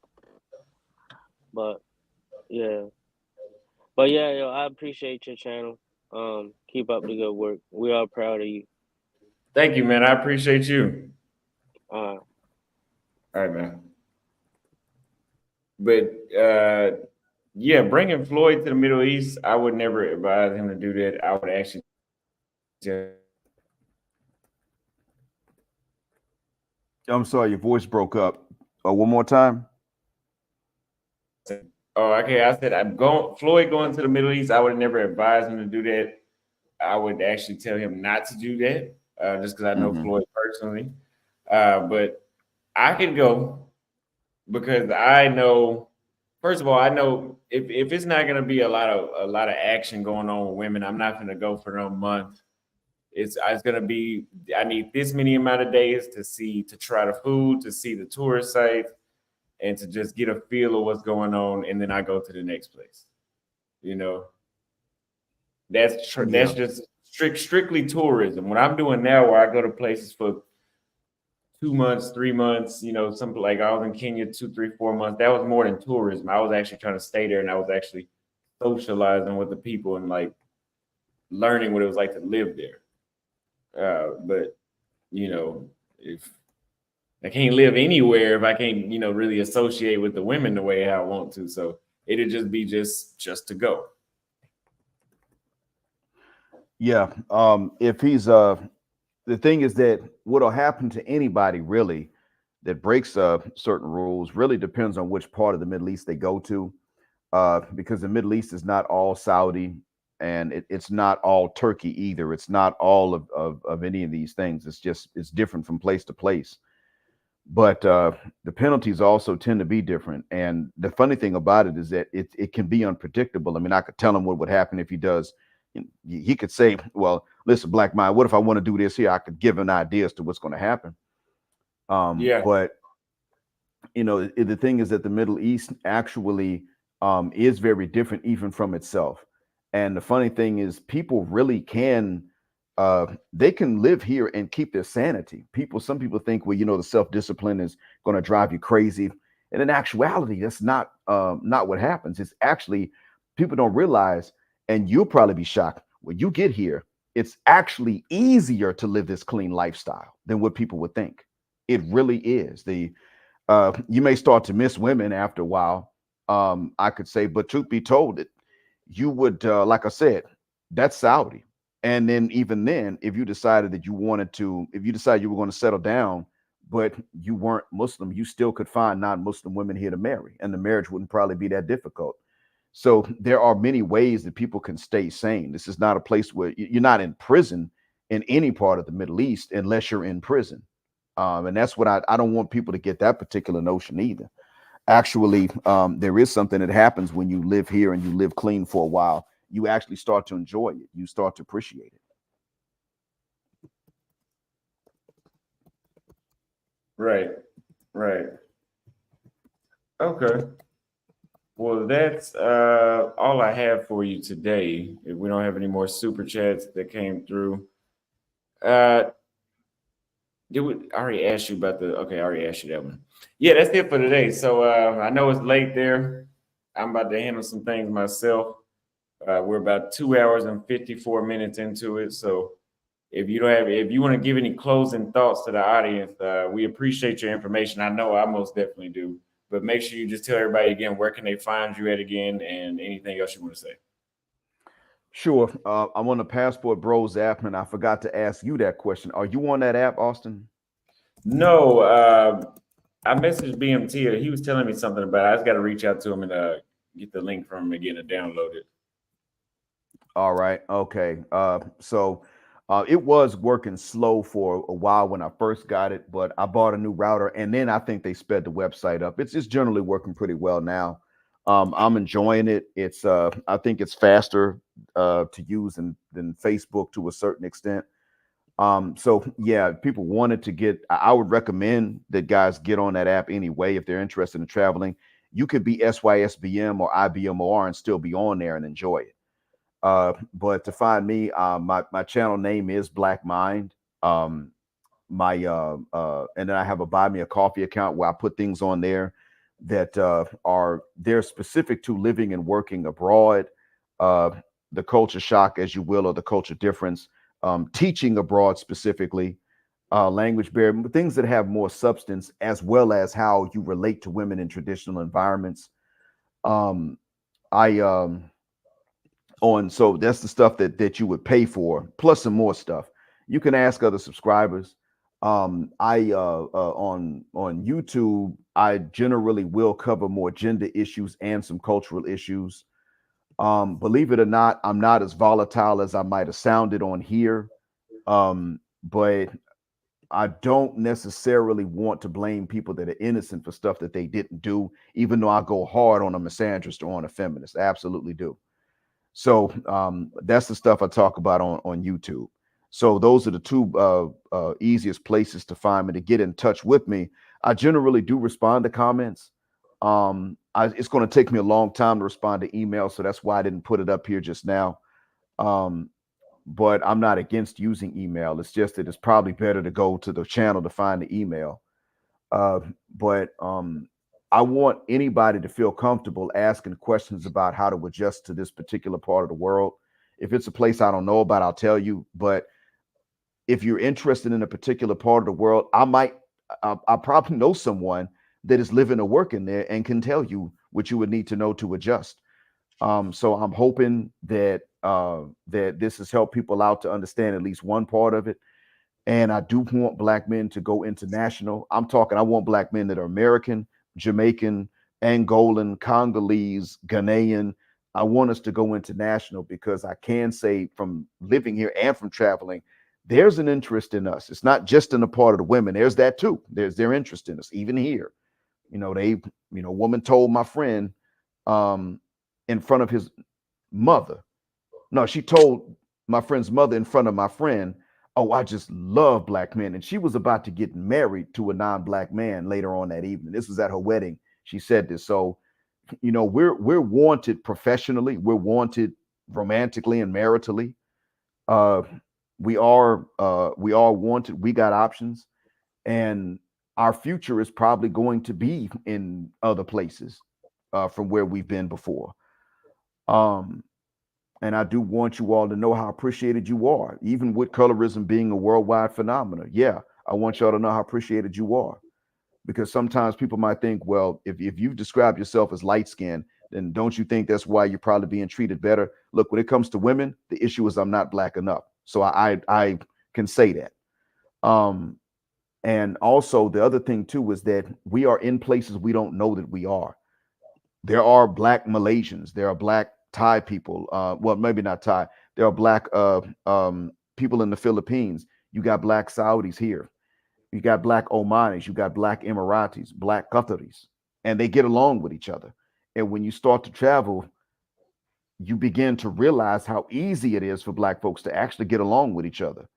It's easier to do that maybe than in the US or in South Africa alone. So, I want them to get some of these experiences that you've had.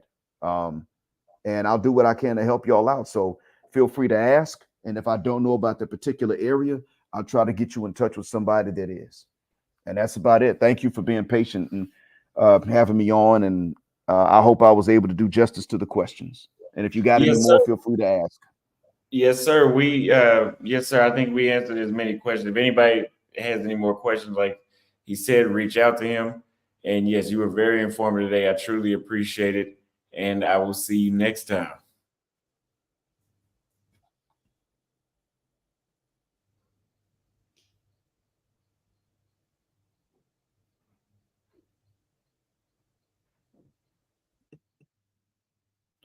Screen froze. No, I think hold on. Okay, now you stopped the live, right? No longer live, right?